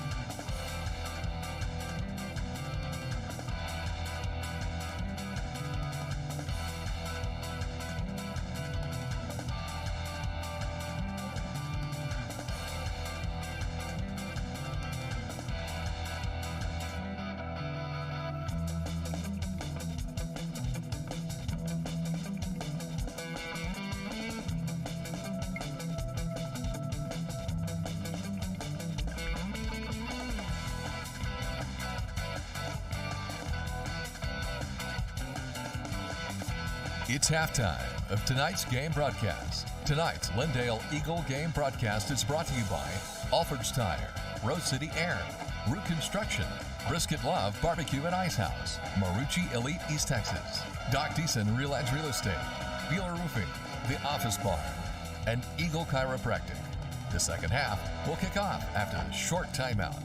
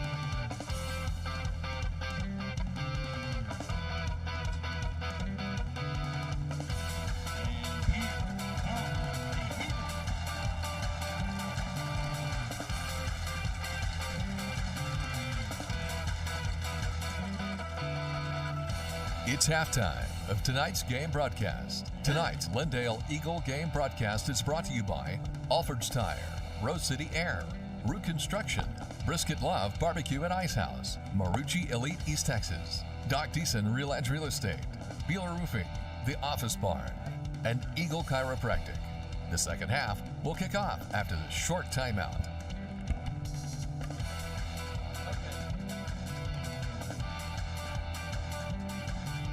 It's normally one of the longest halftimes in the history of high school football, but it's always for good reason. Back at the second half kickoff just about to happen at Eagle Stadium tonight. Lindale trailing the Kilgore Bulldogs 28-7 right now at half. And Alan, looking at the numbers, obviously, that Stuart and I talked about earlier, and the adjustments that everybody has to make, that you have to do, much like they did a week ago after getting down 14-6 at Athens. But what is the... It almost looks like there's nothing they can do right now because they're overpowered. But what are the adjustments you have to make defensively? Defensively, they got to find a way to stop that run, and to do that, they're probably going to have to start moving their players around a little bit, stunting a little bit. You know, and they get that solid line, getting that eye set. They're going to have to jump out of the 3-3 a little bit. Oh, Kilgore won the toss and elected to take the football in the second half, and that's exactly what they'll do. Seth Baggett will kick it deep and out of the end zone. So Kilgore will get the football first and 10 from their own 25-yard line. They'll be going from left to right. Their own 25-yard line. Wearing their white tops, red helmets, white pants, white socks, and almost all offensive and defensive linemen with the double XL pants. This is one of the largest, I think, offensive or defensive lines you're going to see in the state at any level. Van Zant comes back out to quarterback as Demarion Van Zant leading this offense, along with Isaiah Ross to his left side. He hands off to Ross, and Ross immediately breaks a couple of tackles and then gets run out of bounds at the 29-yard line. And the first time we've been able to say Ross got stopped for minimal yardage, even though he picked up 5, tackled by Michael Shannon. Well, one of the things they probably told him at halftime is that once you make contact with him, hang on to him no matter what. Just get drugged if you have to. Michael Shannon got along around his shoulder pads and was just hanging on for dear life. Well, talk about a guy that has been one of the most improved, or a guy that has literally taken his football to the next level in the last few games, is Michael Shannon. So second down and 5 at the 30-yard line. Van Zant will set him up, dual setbacks this time. Ross to his left, high snap, going to throw it quickly off the fingertips, the intended receiver. And receiver is then planted by Christian Weidman back at the 30. So incomplete pass off the fingertips of Dadrian Franklin. Yeah, it was just a quick pass outside, and Christian Weidman jumped on it. You know, a little bit quicker, we might have saw one of those Hudson LeGros pick sixes like we saw last week. The thing that's interesting, this Kilgore coaching staff brings out about 6 coaches to the numbers to call the offensive play. There's a lot of times coaches will meet them, a couple of steps onto the field. So 5-man front on the offense. All receivers are in the outside. Van Zant looking downfield. It's caught and then hit immediately. It caught, and the completion is made to receiver Taylor Oliver downfield at the 47-yard line, way down enough for the first down, as he will pick up 17 on the reception. But he is planted immediately after the catch. Well, he's pretty well playing pitch and catch back there. He had a lot of time to throw that ball. It's one of the things Lindale's going to have to do is get a little pressure on him if he's going to throw it. Well, Van Zant doesn't drop back at all anyway. He just stays, as soon as he takes the snap, he just steps and throws. When he gets a receiver, he's got a quick release. Set up in the double rides to the right side. Man in motion is Franklin. Franklin goes behind Van Zant. Van Zant hands off, and a time to Ross, and he's got big yardage again across the 40, crossing the 30, inside the 30 to the 28-yard line. Ross again with another big run for a first down. Well, that play looks like it's a stretch going to the right, but he sees it open it to the left. He breaks it. I think they're bringing a guard kicking out on that side, and he has a read one way or the other, but he's able to cut that up to the left side and make big yardage. 24-yard gain for Ross, and a first down Kilgore again. Well, they're just overpowering the Lindale defense with Ross, who's just got such a quick first step. He'll move Ross. Van Zant will move Ross to the left, and now he'll tell him, nope, get back to the right. Tight end set to the left side, straight drop back for Van Zandt. He'll toss it off to Ross, who's got a lot of running room to the 30. Plants his foot, trying to juke out a couple of tacklers. Missing a couple of tackles is the Lindale defense, and Ross will pick up yardage up to around the 23-yard line. Ryan Stanton finally the one to run him out of bounds after he runs away from Michael Shannon. Yeah, Michael Shannon got stuck with his heels in the ground because Ross just cut through him and made him look like he was dancing. Second down and 4 for the Bulldogs. It's only in the film room where it looks like you're dancing. Yeah. You know, it's only afterwards. 9:57 initial possession here in the second half. Kilgore Bulldogs on the move with a 28-7 lead over Lindale. Second half just underway, 23-yard line, 2nd and 4. From there, Van Zandt with Ross again, gets the carry. Straight up the middle.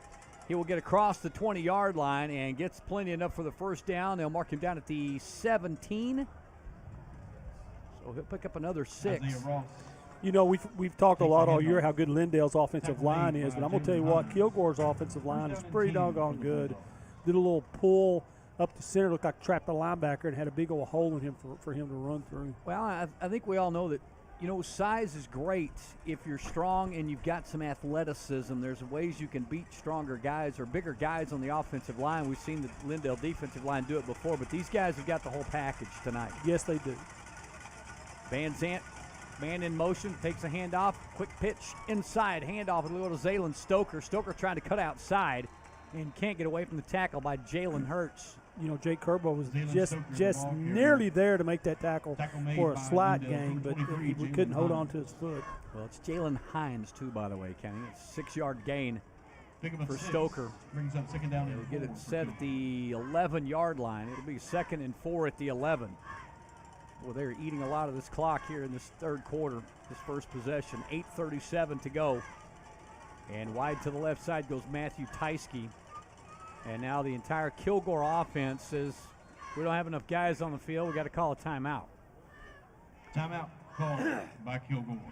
So Clint Fuller will call a timeout now with 8:29 to go in the third period. Alan, you got to see if you can get those scores back, by the way. We'll pull it up right now. We've had that so seldomly the entire year where we can find a reliable source for scores around the district. Clock stopped at 8:29. We'll be headed to Chapel Hill next Friday as the Bulldogs we saw already with a 42-21 lead over Jacksonville, and that was early in the second quarter, or late in the second quarter. And the other game going on around 9-4A was Athens at Henderson, and Henderson was putting a whooping on Athens as well. Isaiah Ross right now 10 carries. He finally get the double digit 10 carries, 147 yards. Scores right now. Chapel Hill still up on Jacksonville 42-21. That's at the half, and still halftime score. Henderson up 27-13.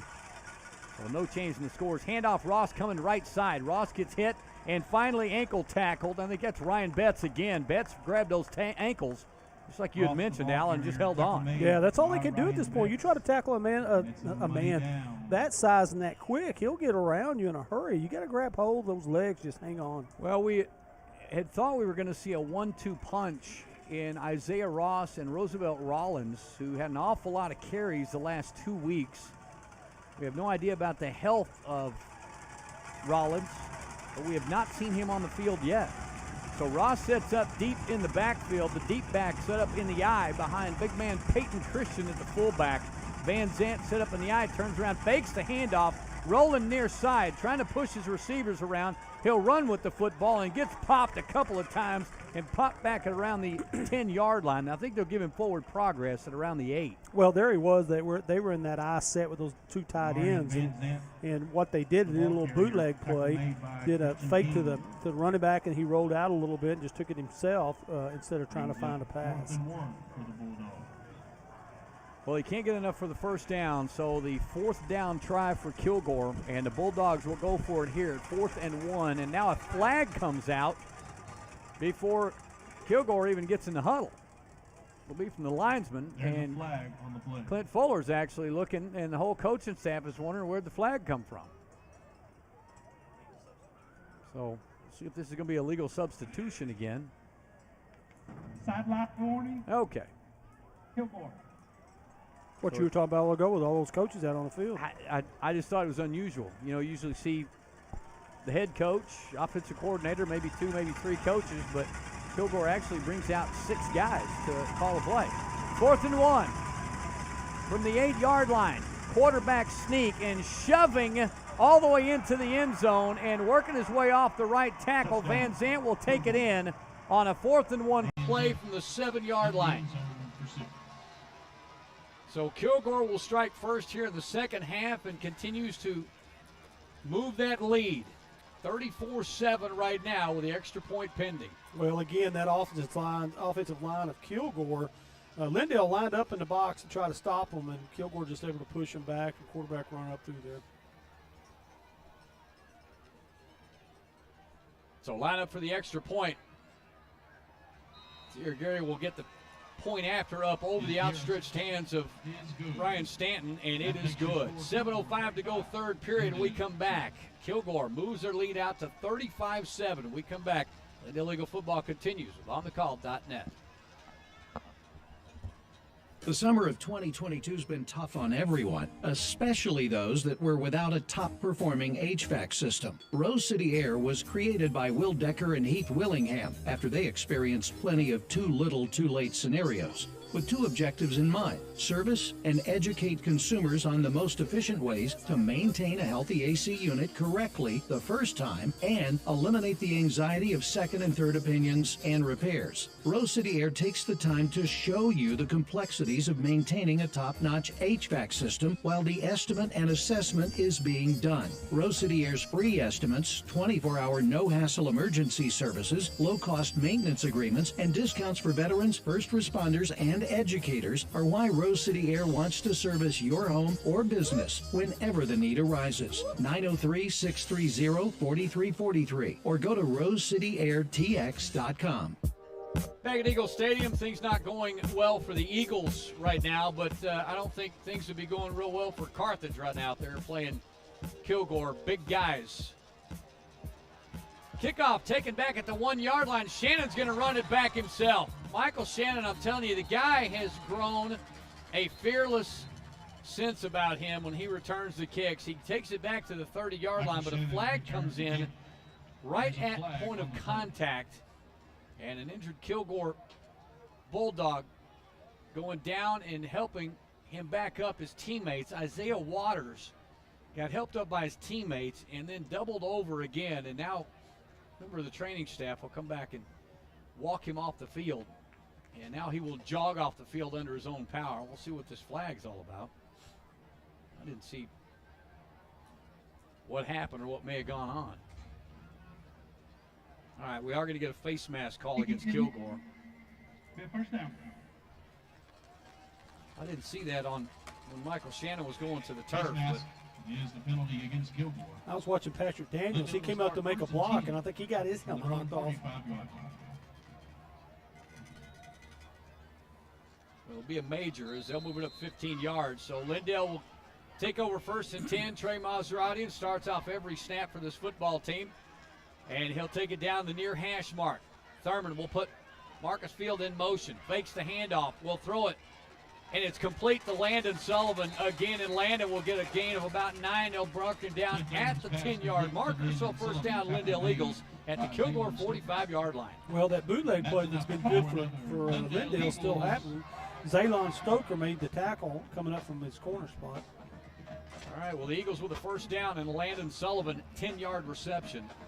6:35 to go. Clock ticking with Thurman taking the snap. Nope, he'll turn and everybody will take a look. They got a stacked 3-man receiver split out wide to the left side. Alex Romero will wait and watch the ghost defender thinking he was going to take a pass out here into the flats. Clint Thurman just kept it himself, went right up the middle for 5. Thurman, the ball carrier, tackle made by number 21, Isaiah Ross. So 5-yard gain up to the 40-yard line. 2nd and 5 now from there. Thurman breaks him out of the huddle. Patrick Daniels to his left side. He'll follow Daniels into the hole, breaks it out to off tackle. Big yardage for Clint Thurman. Thurman breaks the tackle at the 35, up to the 30, still on his feet, turning across the 25. That play right there absolutely signifies what Clint Thurman means to this offense. Yeah, he took a load and kept going, and again, like you said, went off tackle. Well, that was real. He will split out wide to the right quickly. They run quickly. Thurman throws it to Marcus Field. Field waits for a great block by Patrick Daniels downfield. A fantastic two-play sequence here as Field will pick up big yardage across the 15 down at the 13-yard line. Yeah, Lindale's running a quick offense trying to keep Kilgore from being on their heels.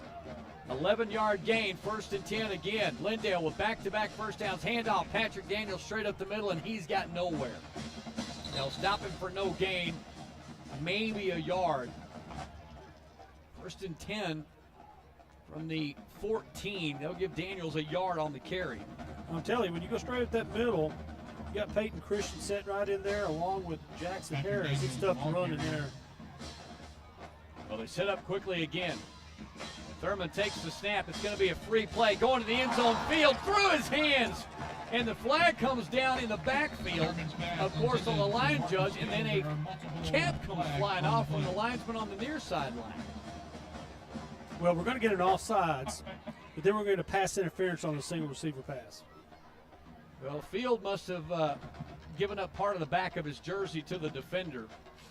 But boy, Marcus, just to get his hands up and know that that was a quick free play. It's really been pretty impressive all season long, though. The fact that every time this free play has come up, Marcus and Clint are on the same page. Yes, every time. They practice that probably every day during team about somebody, jumping off sides and throwing that pass, because that's a given rule.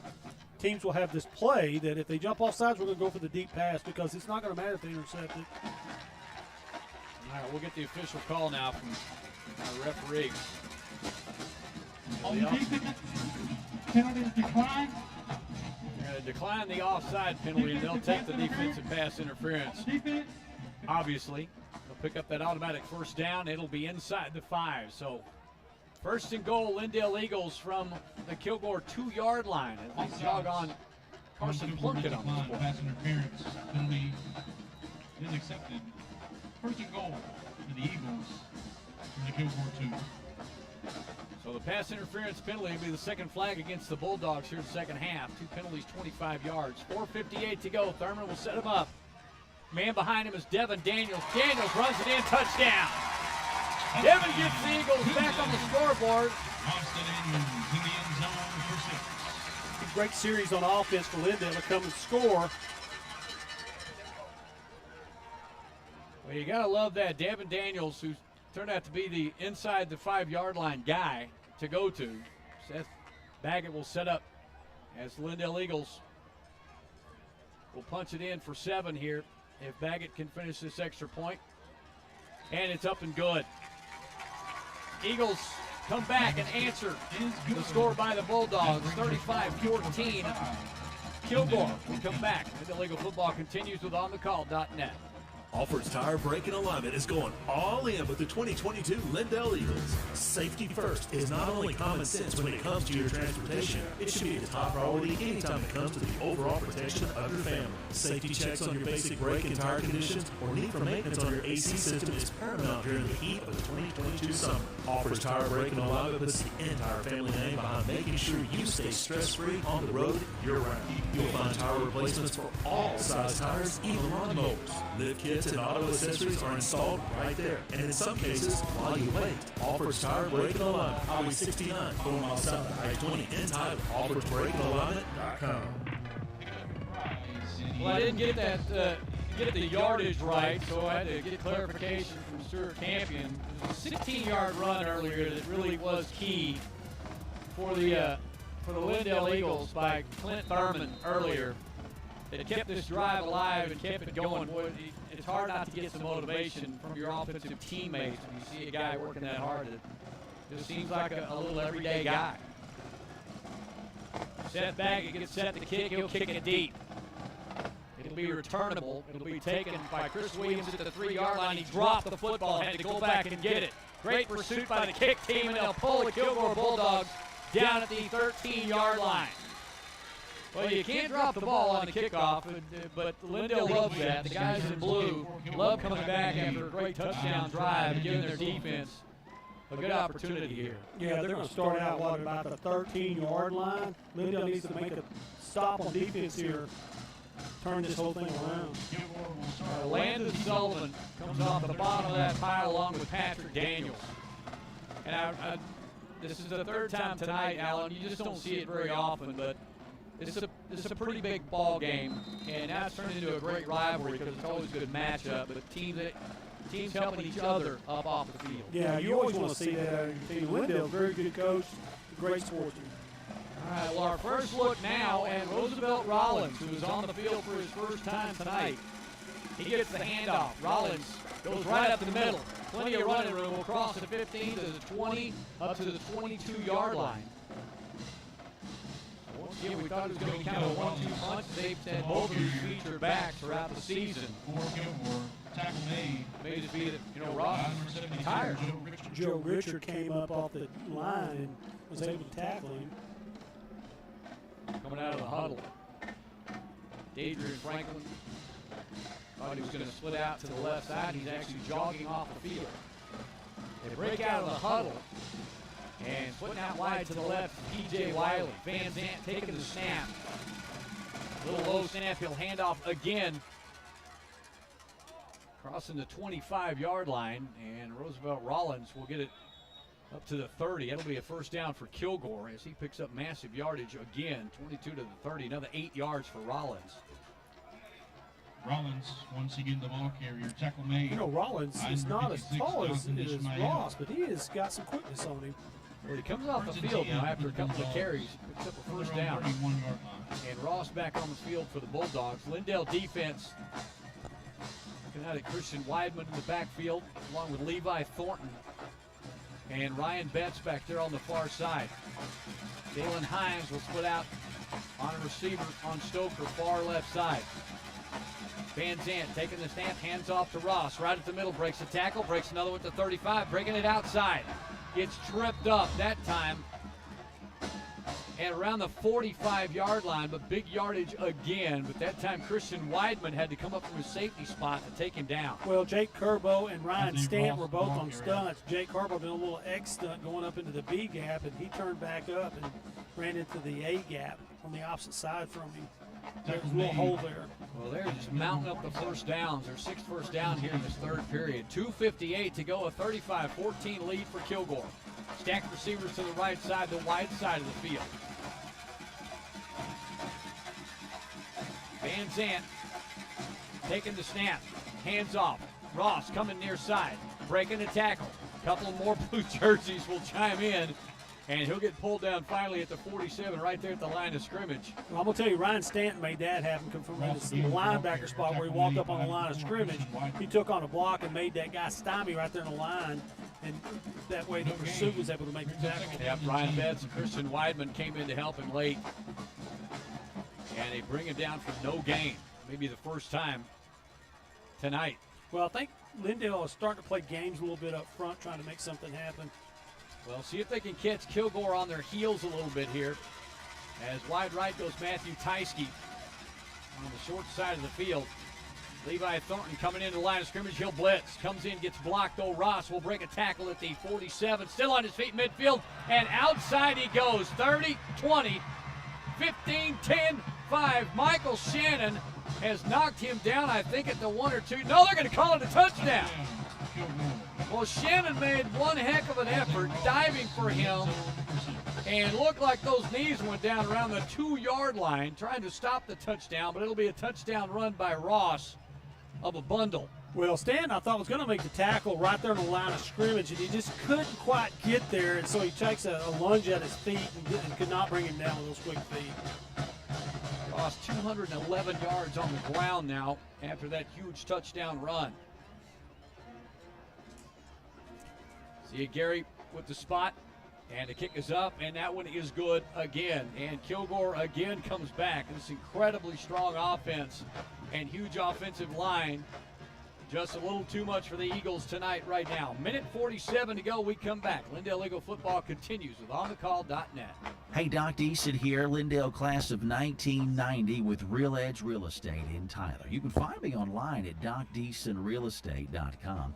You know, after this summer, anything associated with fall is going to be welcome throughout the season, especially Lindale High School football. It's an honor for me to again partner with my friend of 30 years, your play-by-play man, Kenny Smith. There's nothing in this country quite like Texas high school football, and you need to know we're partaking in a legendary pastime right now. But when the game's over, if you need some help with real estate, give me a shout. Don't hesitate. 903-262-8680. That's 262-8680. Again, I'm fellow Eagle Doc Deason. Thanks for listening. Kilgore comes right back and scores again on an Isaiah Ross 47-yard run. That will match up with his 7-yard run earlier to give him a couple of scores tonight. And this Kilgore offense, boy, is just incredibly strong right now, and Lindale has not been able to match up well with them thus far on these long touchdown runs and drives. So Gary kicks it this time deep to Patrick Daniels, who takes it from the 3. Takes it far side. Daniels still on his feet, 20-25. Spin move out of the 25 down to the 28-yard line. Good return by Patrick Daniels. Will set up Lindale first and 10 at their own 28. Yeah, Matthew Hardy was making the tackle for Kilgore there. Start. First and 10 from their own 28-yard line. Well, they'll go right to left. Lindale Eagles and Kilgore both coming in tonight at 4 and 2. Are now only $1. And Lindale on the home concession stands. Putting almost 30 points on the board more. But they have had high point outputs the last 2 weeks in total offense in wins over Henderson and Athens. But Kilgore Bulldogs have a combined 88-7 score their last 2 games. Clint Thurman fakes the left and will carry it to the right side. I'm telling you, Mrs. Thurman's just going to get worried after a while that her son's still carrying this football. She's going to be going, get down, get down, get down. Oh, yeah. Yeah, just watching these monsters that he's running up against. Thurman will pick up 3 yards on the far sideline up to the 31. Well, again, he's running right off tackle, and they're getting a little seam there to get a little yardage. Well, dual setbacks as Thurman's got protection to his left and his right. He fakes the handoff to Devin Daniels. He's going to throw far sideline way up and coming down with a spectacular catch. And, boy, that was scary as Moriarty. To Ethan Moriarty with a big catch at the 45, but as he was coming down, had his legs taken out from under him. Yeah, I thought Chris Williams was going to chop him in 2. Wow.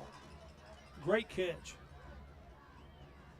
It's a 14-yard pickup by Moriarty. First and 10 Eagles. Faking the handoff. Clint Thurman will roll to his left. He'll square up, and he catches, throws the football, caught, and popped. Moriarty takes another big hit at the 40, but comes down with the catch. Ethan is absolutely on fire right now. A couple of catches he makes and just gets popped. He had a catch a week ago for 7. Now, Thurman's going to go for the end zone. Marcus Field caught. Touchdown Eagles. Well, it looked like Marcus Field caught the football along the same time the defender got his hands on it. And I think he did because Matthew Teiske had great position. Teiske, I think, came down with the football, and Marcus Field, I think, just pulled it out of his hand. I don't know. Teiske looked like it had the ball or knocked the ball or something because he was right there to make that defensive play and didn't do it.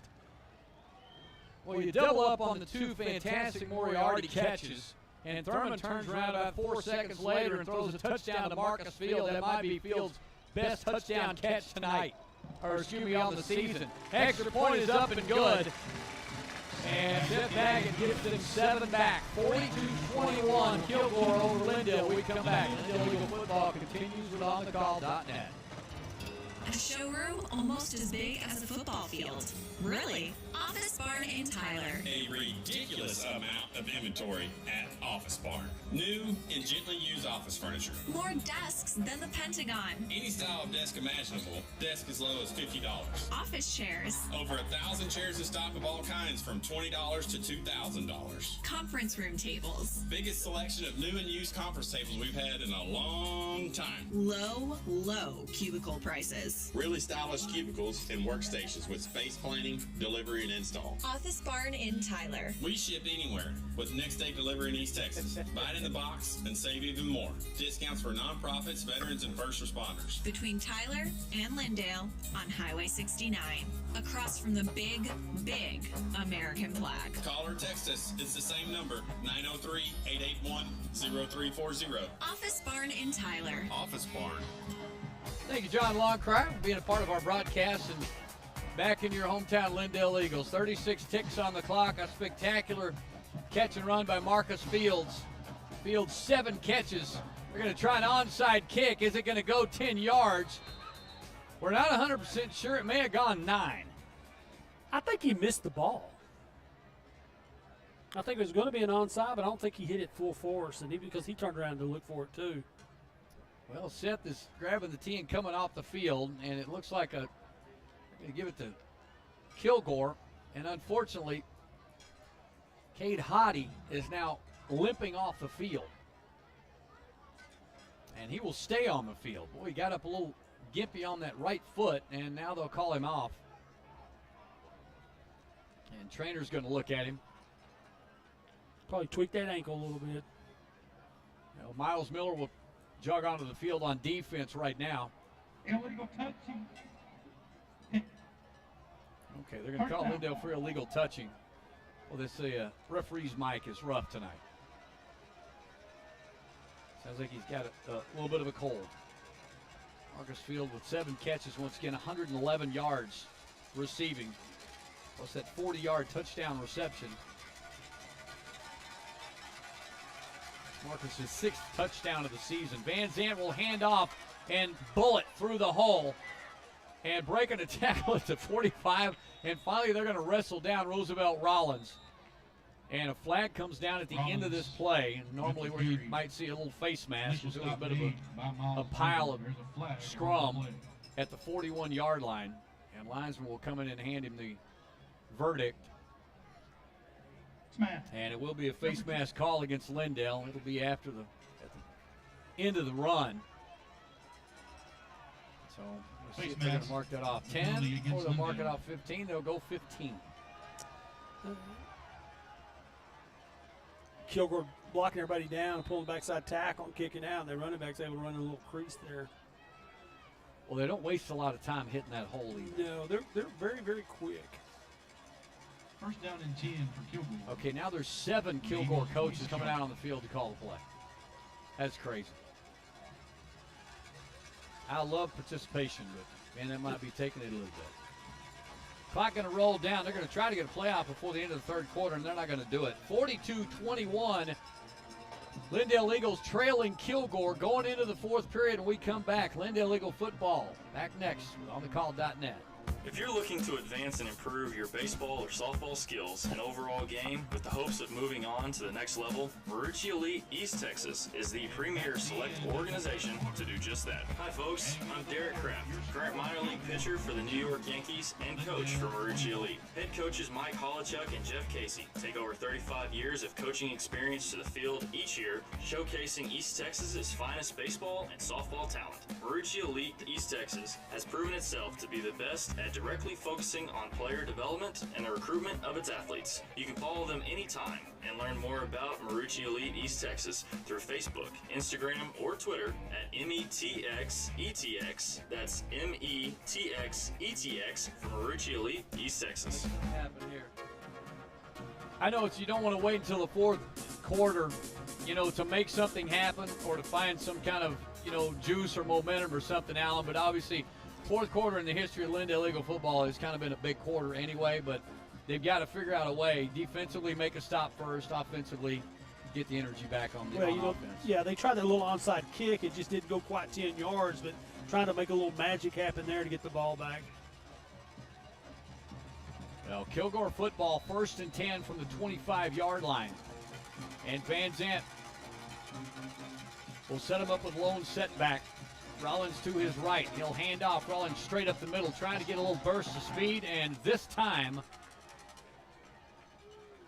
let's see, I think it's Jonathan Ishmael the ball carrier, tackle made with the tackle. Number 56, You know, Kenny, I think they're doing a little tackle over. Kilgore's bringing a tackle over the left side to help them cave that line down to help make that hole up in there.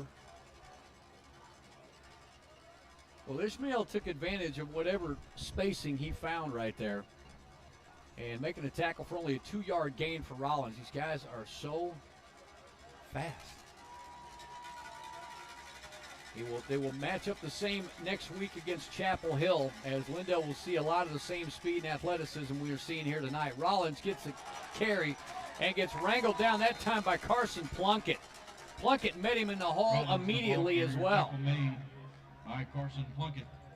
Well, Plunkett making a hit initially and only a gain of a yard for Rollins. So back-to-back running plays here right up the middle.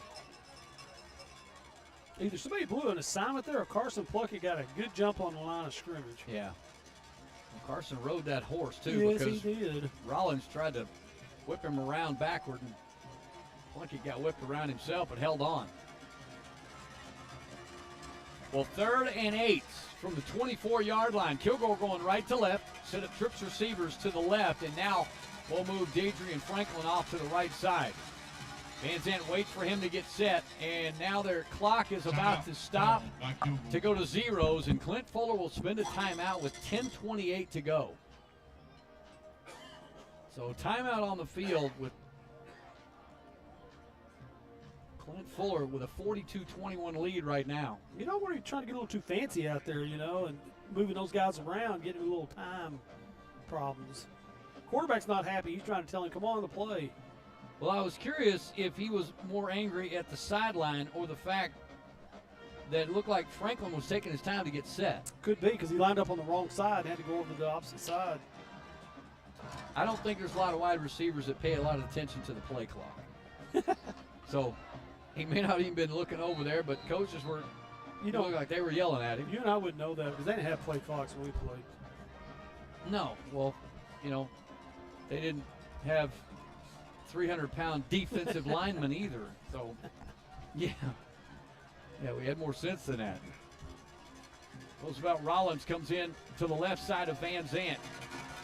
Going to run a play here, 3rd and 8. Lindale defense trying to hold him here. Van Zandt in the backfield, looks to the sideline. Now we'll call the snap. Looking for the snap, gets it, hands off to Rollins, going right side. Caught again from behind and whipped around again by Carson Plunkett. You know, I'm starting to think that Carson Plunkett might be slanting into that hole, and they're pulling away from him. He's got a straight shot to it.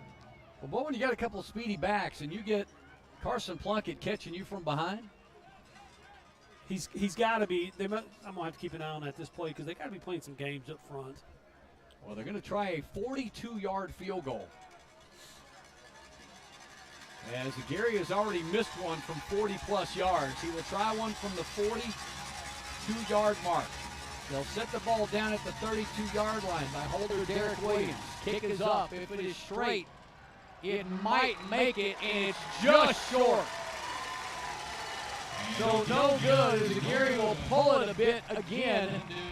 As second time we've seen him in a long field goal attempt where he pulled it, but boy, he's got the leg. The accuracy was just off right there. Well, there's that stop that Lindale needed. Now what they need to do is capitalize on that, get that hurry up and get it going. Well, the referee, I think, had a hard time getting the clock to stop there as he finally looked at the game clock, and I think he's going to ask for a reset here. Chris Cochran, I think, brought his attention to that. So the clock is stopped at 9:19 to go. Kilgore up 42-21. And they could get a reset if the microphone worked right. This might take a while. And we got a okay, 9:35, I think. They put almost 40 seconds back on the clock. Now they're going to get now we got it right. 9:35. It was hard to tell what the referee was trying to tell the clock operator because of the microphone problem. So Lindale with the football, 1st and 10 from their own 25. Clint Thurman takes a snap, rolls to his right, still looking downfield. Now will throw into traffic. We'll see if the catch is made. Linesman says Moriarty made the catch at the 39-yard line. You know, he's rolling out to sprint out to his right, which that's perfect for him because he's able to throw on the run. That's a 14-yard reception to Moriarty. Thurman will pass it quickly again to Moriarty. Caught at the 40 to the 45. Still on his feet, out of bounds at the 48-yard line. Catching a lot of traffic. Matthew Hardy made the tackle for Kilgore.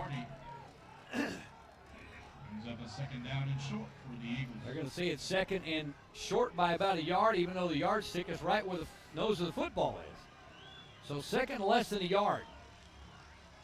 Now they'll make a shift. Moriarty will set up as a tight end to the right side. Double tight end to the left. Snap back, hand off to Patrick Daniels. Daniels bounces outside. Great run by Patrick. Crossing into Kilgore territory to the 42-yard line. Yeah, shifting those guys around in there, and if you don't adjust to that just right, it can cause some problems.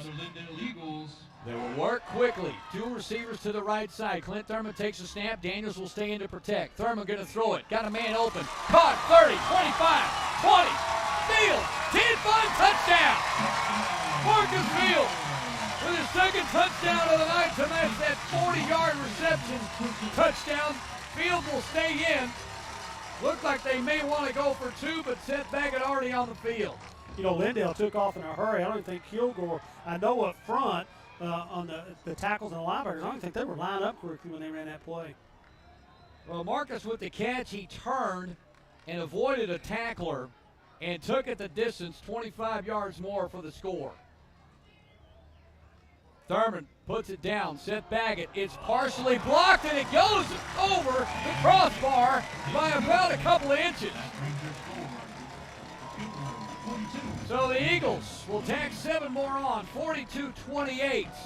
We come back. Lindale Eagle football continues with OnTheCall.net. You're listening to the Coy Sessions from Brisket Love Barbecue and Ice House. All right, Coy, let's take it from the top. Let's see.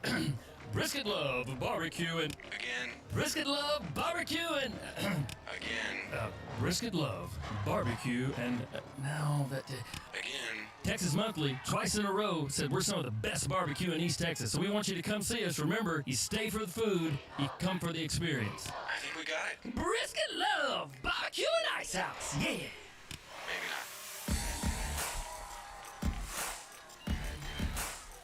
Well, Stewart just reminded us that Marcus Field's last 2 catches have both gone for scores. 40 yards, 36 ticks to go in the 3rd period, and now at the 8:28 mark in the ball game, Field for 43 yards. So they draw to within a couple of scores here. And they're lined up and see if Seth Baggett can make something happen here with his foot. He will kick it deep and kicks it over the head of the kick returner at the 5, and it rolls into the end zone. Boy, you know what? That would have caused this place to come unglued if that ball would have stuck and come backward. That would have been fun to watch. Well, Marcus Field, 18 catches for 318 yards on the season to go along with 5 touchdowns. You can add number 6 and number 7 to his stats now as he picks up 2 tonight. And Clint Thurman, Stewart's gathering up Clint Thurman's numbers as we speak. Marcus right now with 154 yards through the air. Barely less than half what he has all season. Snap back handoff to Ross, and Ross with another huge hole. And Ross takes it across the 30 up to the 34-yard line. 9-yard gain for Isaiah Ross. Well, his first time tonight, Alan Ross got up like looks like he was a little tired. Yeah, he should be. He's run so much. Yeah. He's put on a couple of miles already tonight. Clock just under 8 minutes to go in this one. 42-28. Kilgore. Lindale Eagles desperately looking for a stop. Thurman 305 yards through the air tonight. His biggest game thus far this season. Snap back to Van Zandt. Hand off to Ross. Ross coming near side. Avoids a tackler. Gets a block on the outside. Tries to turn the corner. Gets across the 40 to the 45 and tiptoes his way down to the Lindale 49-yard line. Man, that just shows how quick he is because he pretty well had to sprint around a defensive end to get to the outside. Well, we may see a downfield holding call here. We have a flag at the 44-yard line. And it's well behind where he ran out of bounds, but it's way ahead of the football. It will be a holding call against Kilgore. This one will come back. Thank goodness. This is why we use pencils, Stuart. You know? It takes these guys a few minutes to make the calls. We already get numbers down. I know, I don't have to get Stuart any more pencils, Alan. We got to give him extra erasers. Is that what it is? Yep. Second down. Yep, we got 3 pencils, and there's like 1 eraser out of the 3. So they'll mark it back. It's a spot foul. They'll mark them back 10 yards. Second now and 3 from the 33-yard line of Kilgore. Snap back to Van Zandt. Hands off to Ross. Ross going right side. Stiff arms the tackler. Avoids another tackler. Breaks another tackle across the 45. Ball's out. Ball came out. Lindale fans went crazy, and a white jersey fell on it. Oh, my. That was that's what we needed to happen. We needed to recover that ball for Lindale. What did Stewart say at halftime? This guy is so slick. He's obviously the best running back we have seen this season. Yes, it's almost like he's a slippery eel that he's been sprayed Slippery eel. Yeah, been sprayed with oil or something. That's what it is. They cannot hang on to him. Stuart Campion comes up with the line, he's been sprayed with oil. He's a slick eel. 6:52 to go. Van Zandt puts a man in motion behind the line of scrimmage. 9 guys are moving at one time, and 4 flags come out. So they set Taylor Oliver in motion way behind Van Zandt. And then we get an early jump. It's going to be called against Aubrey Saylor. Yeah, Van Zandt was not happy about that either. He was. Well, Alan, look across the field. Did you ever do this? No. That many people. 2, 4, 6, 8, 9. There's 9 coaches on the field calling the play. I'm serious. How many coaches really need to be in on the play call? Well, first of all, I've never had 9 wild coaches. to watch. I never had 9 coaches, but yeah, you're right. Kilgore with their 15 first downs in the ball game.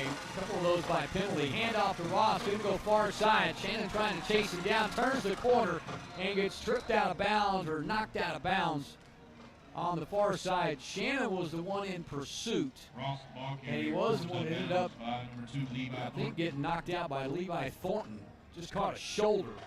Boy, had he not caught that shoulder, Ross would have been gone again. Yes, Levi Thornton did a great job getting over there because he's up the sideline if he does. They're going to knock him out at the 42-yard line of Lindale. So the Eagles and the defense backs up against the wall again here. As Kilgore on the move. Well, they can make a stop, cause a turnover here. Would be massive with 6:12 to go. Van Zandt takes the snap, hands off Ross. Trying to right side, straight up the middle again. Breaks the tackle, stiff arm across the 25, up to the 21. I swear he just glided from the 30 to the 20. It's tough to watch, obviously, because Isaiah Ross, the ball carrier, tripped up. it's really hurting the Lindale Eagles. But from a football standpoint, First down and 10. it's obviously it's entertaining to watch a young man at this level that is doing what Isaiah Ross is doing. He is just so fast, and his vision is just impeccable to watch. He's the best running back we've seen all year, by far. Ross right now is approaching 300 yards on the ground. He's got 272 thus far. First and 10, Kilgore from the Lindale 21. Lindale looking for a turnover. Hand off to Ross. Ross going to break a tackle at the 15 to the 10 to the 5, touchdown. Well, it did not look like he had any running room at all, and he just kept stretching it to the right side of the field and ran away from the pursuit of the Lindale defense and takes it to pay dirt with 5:24 to go. You know, when you have a player like that doing the things he he is doing on the field, man, it is very, very frustrating as a defensive coordinator trying to figure things out to stop him. Well, Ross at 293 now after that 21-yard run.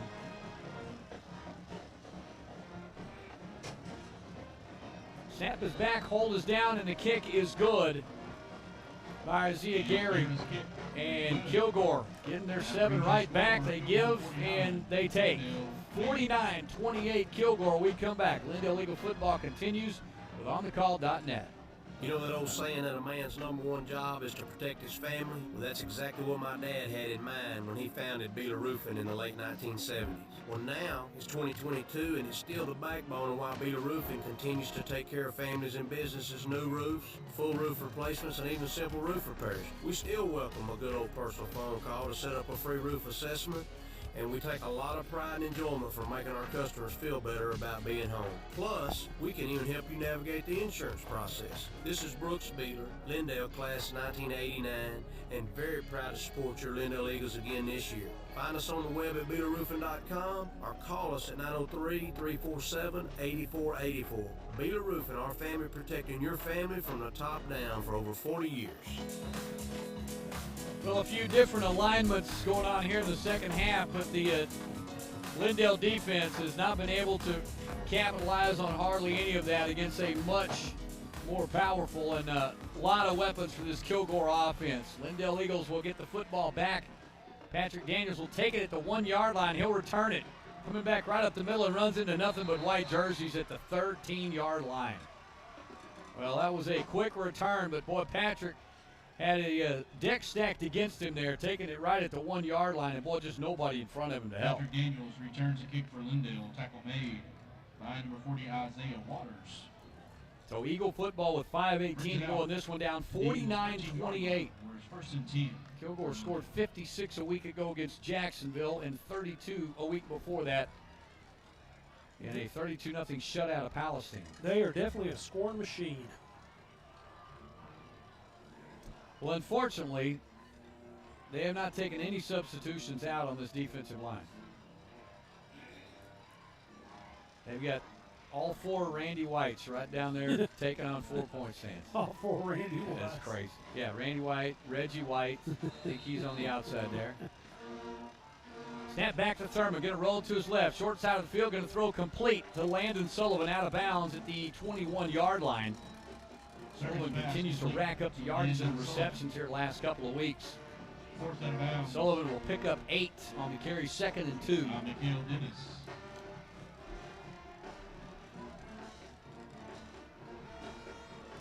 Well, Lindale sprinting it, get Thurman out from one side to the other.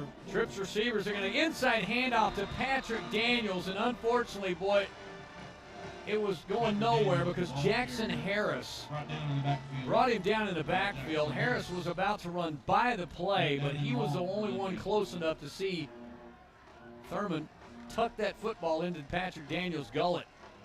Thurman going to throw down the middle of the field. Caught by Alex Romero. Romero takes a shot at the 33-yard line. And now a flag coming down after the hit. And this may end up being a targeting situation, one of the first ones we've seen all season, Allen. As the defender hit Alex up high. Alex Romero made a great catch at the 37-yard line. They have yet to move the chains. You're going to check the penalty.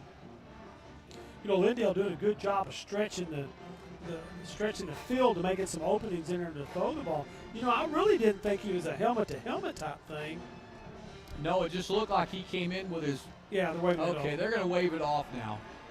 It looked like they were talking to DeMontrell Candy for coming in a little high on that shot. But they talked about it with the umpire, and they said he was just fine. So he takes it from the 14 to the 34, a 20-yard reception down the middle by Alex Romero. And boy, Thurman just continues to zip the football down the middle of the field. Yeah, he is throwing very well tonight. You know, it's ironic. It's probably his best throwing game so far. It's just they cannot, you know, they can't stop the Kilgore offense. No. 1st and 10 Eagles from their own 34-yard line. And they'll finally get the play call in. Taking a while this particular possession here. Dual receivers to the left and right. Snap back. Thurman going to roll to his right. Now he's going to pop, throw. Caught, intercepted, and dropped. Right into the hands of the defender who had 6 in front of him. Mikael Dennis stepped in front of the receiver and could have walked into the end zone. Well, I hope he learned a lesson there, because what happened is he's trying to sprint out to the left and got pulled up. He tried to slide it in there and couldn't do it. He should have just pulled it and ran with it. Thurman scrambling. Snell rolling to his right. Throwing a fantastic pass. Patrick Daniels complete. Midfield. Daniels gets tripped up at the 49-yard line. Alan, I'm telling you, it is crazy to watch Clint Thurman's unbelievable patience back here as he waited for Daniels to clear a bit and get in the open and pop him right there at the 40-yard line. It looks like a 6-man football game. He's running around down there and throwing the ball. And well, Thurman with the completion. It's another first down. Great completion to Daniels.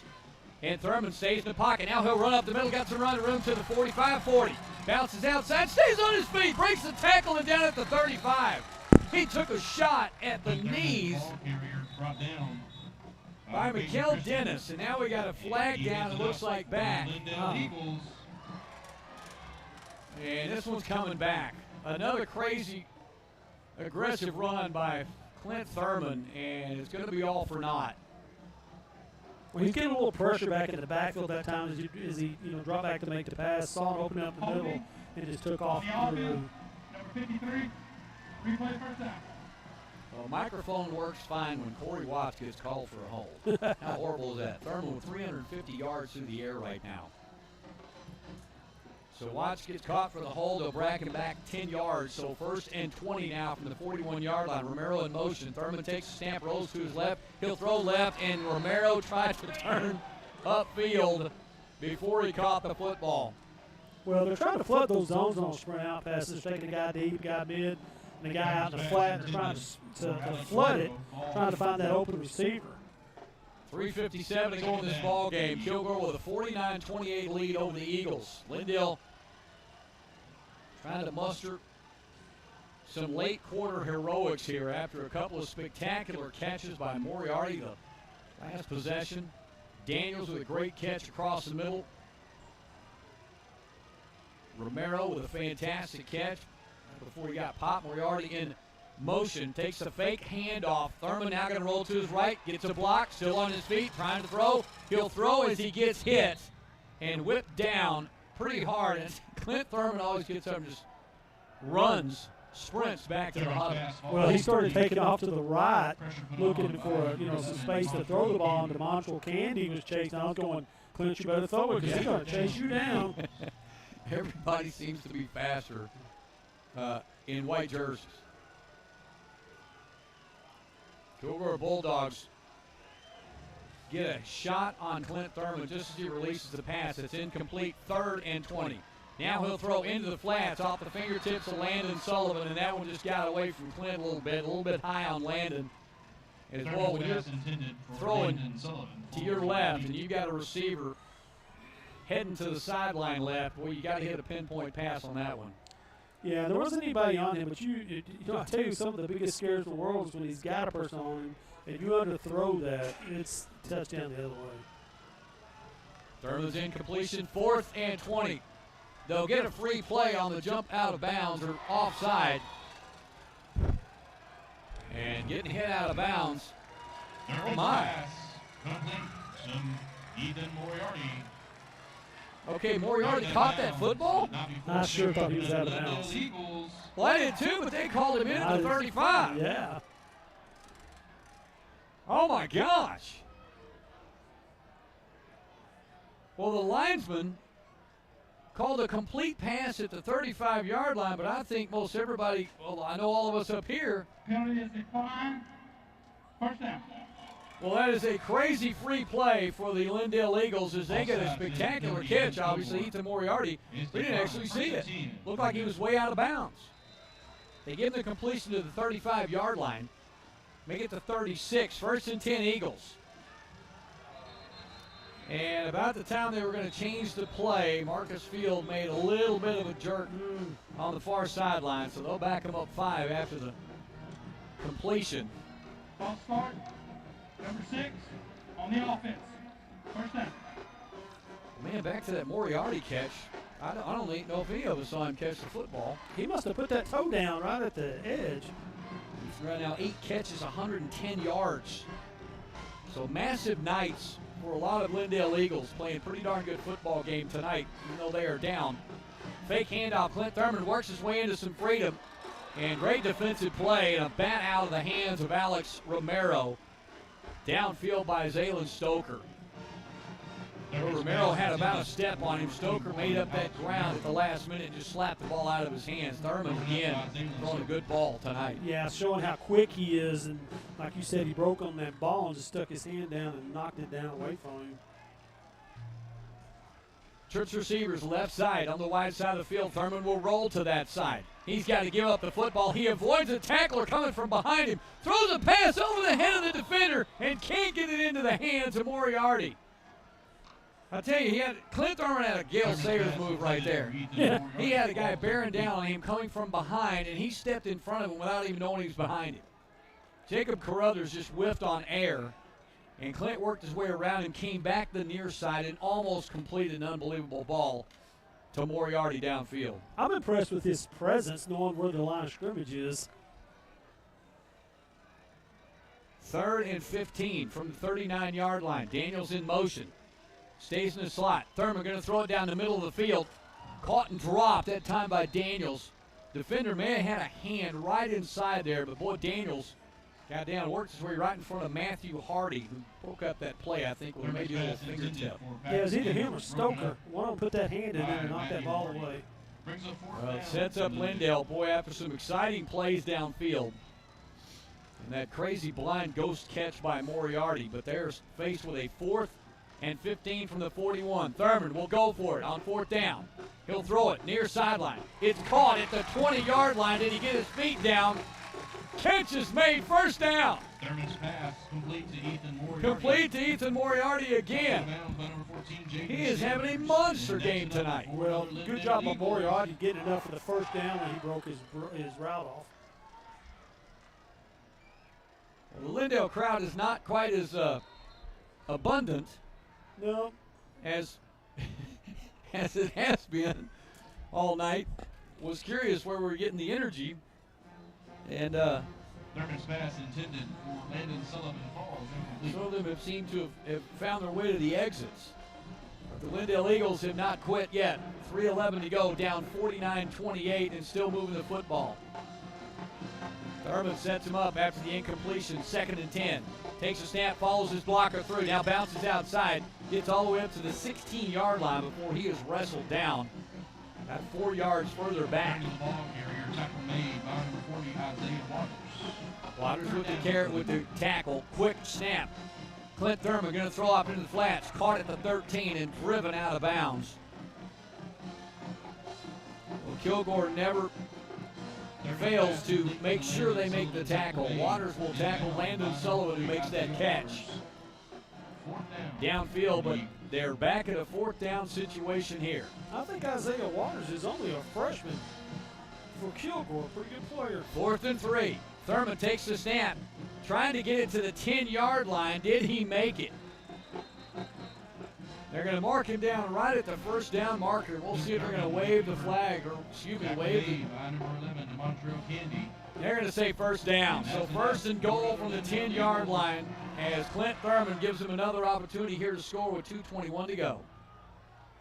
Boy, you got to like the fight in Lindale. Just keep Absolutely. playing as hard as they are. Patrick Daniels to the right side of Thurman. Thurman thinks he's got a free play. Going to throw it up for grabs in the far corner and incomplete. I think Thurman thought he did have a free play. He's got a flag down the near sideline. Yes. Marcus Field falls incomplete. There's a flag on the play. I'm going to tell you, when you play Lindale and you're an outside cornerback, you better not fall asleep, because if it's a, like you said, if it looks like they jump off sides, you better not be asleep, or they're going to score a touchdown on you. Yep, well, they've got it down pat right now. Alex Romero in the slot to the right side. Landon Sullivan tight slot. Patrick Daniels to the left side of Thurman. Put Sullivan in motion. Now back to the left. Thurman will roll to his left, looking for a receiver downfield. Now will hesitate and throws it way up high and over the head of Marcus Field. And incomplete. Well, the good thing about how you do that, when there was only going to be one guy that caught that ball, he had to go up high to get it, but at least it would be intercepted. And we've seen that a few times this year, where Marcus has gone up and taken the football out of people's hands. Clock stopped at 2:08 to go. Eagles trying to get back on the scoreboard here, down 49-28. Second and goal, man in motion. Thurman near hash mark. Takes the snap, hand off to Daniels. Straight at the middle. Patrick Daniels in for 6. Daniels goes over from 5 yards out for the touchdown. And I can smell a Seth Baggett onside kick on the way already. Thanks, Mark Span. Appreciate you hanging with us tonight, brother. Spano, son Matt had a game at Melissa last night, so Mark been able to come up and enjoy some Lindale Eagle football tonight. Thurman looking for the snap, gets the hold down, kick is up, and the kick is good.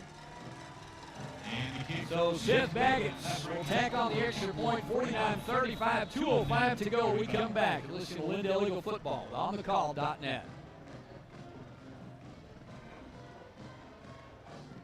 Backing the Lindale Football Eagles now as he did back then.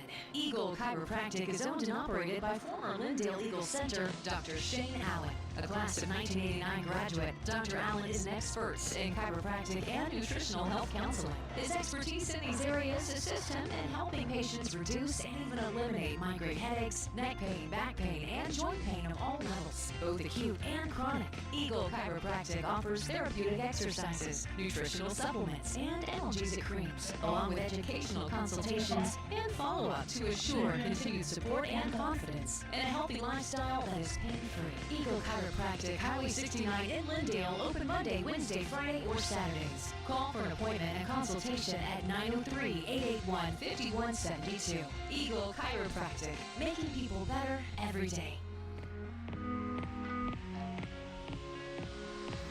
Well, we missed a penalty call right at the end of right as both teams got to the sideline. There was a lot of whistles right after the extra point, and unfortunately, me and Alan and Stuart were all doing our jobs and didn't look up, but the referee made a call. It sounded like they said against number 24, which would have been Peyton Christian, against Kilgore, and it may have been after the play. So I think it's unsportsmanlike conduct because now Seth Baggett will tee it up at the Kilgore 45-yard line. So going to be a no-brainer here, Alan, as to if they're going to attempt an onside kick, but didn't actually catch the penalty. But it's obvious now as the referee, we heard number 24, and now they're marking it up 15 yards. So Seth Baggett will see if he can figure out a way to, they have got 10 guys up within 16 yards of the kick. So here we go. Be a lot of massive bodies. Great onside kick, but it is taken nicely after the first hop by Taylor Oliver and downed by Kilgore, and whistles blowing all over the place, and 9 Kilgore coaches are back on the field. Did they call something there? Or well, I think they did because whistles are blowing everywhere, and Lindale's not going anywhere, and Kilgore wants everybody back over on the bench. So I thought we had a horn section going on or something. Okay, there is a flag, so they may have maybe they'll have an offsides here. That's one of the most unusual things to see is watching how many coaches come out on the field to call a play. Well, I know one of them's got to be writing stuff down because that happens. Yeah. And one of them is probably the offense coordinator. One of them's the head coach. And the other guy's just wondering what's going on. 2, 3, 4, 5, 6. Okay, there's 7 Lindale coaches on the near sideline, but there's only 5 of them on the field. And I know I keep harping on this, and it's one of those unusual things you see during a game that I'm always wondering what the other coaches are. I mean, are they talking to their players, their leaders or captains on their offensive or defensive side? So we're going to break out of this, and after all the whistles, they're going to mark the ball down right where they recovered it. 32-yard line, Kilgore with the football with 2:04 to go and a 49-35 lead. So again, they're scoring a lot of points. Okay, they're going to call a procedure penalty against Lindale. They declined it. So now they make the call. Okay. Legal procedure. Clint Thurman, 27 for 40, 295 yards and 2 touchdowns. From the 33-yard line. Stewart's going to have a fun time giving us the total numbers at the end of this ball game. Van Zandt takes a low snap, hands off to Ross. Ross gets across the initial line of scrimmage, the 20, make the 35 up to they'll call him down at the 35-yard line. Levi Thornton had to come up and make the tackle on that one. Chris Cochran is beside himself because they've been trying to call timeout, and he's asking for, I think, 3 seconds to be added back onto the game clock. Chris will be taking his first time out of the second half here with 1:55 to go.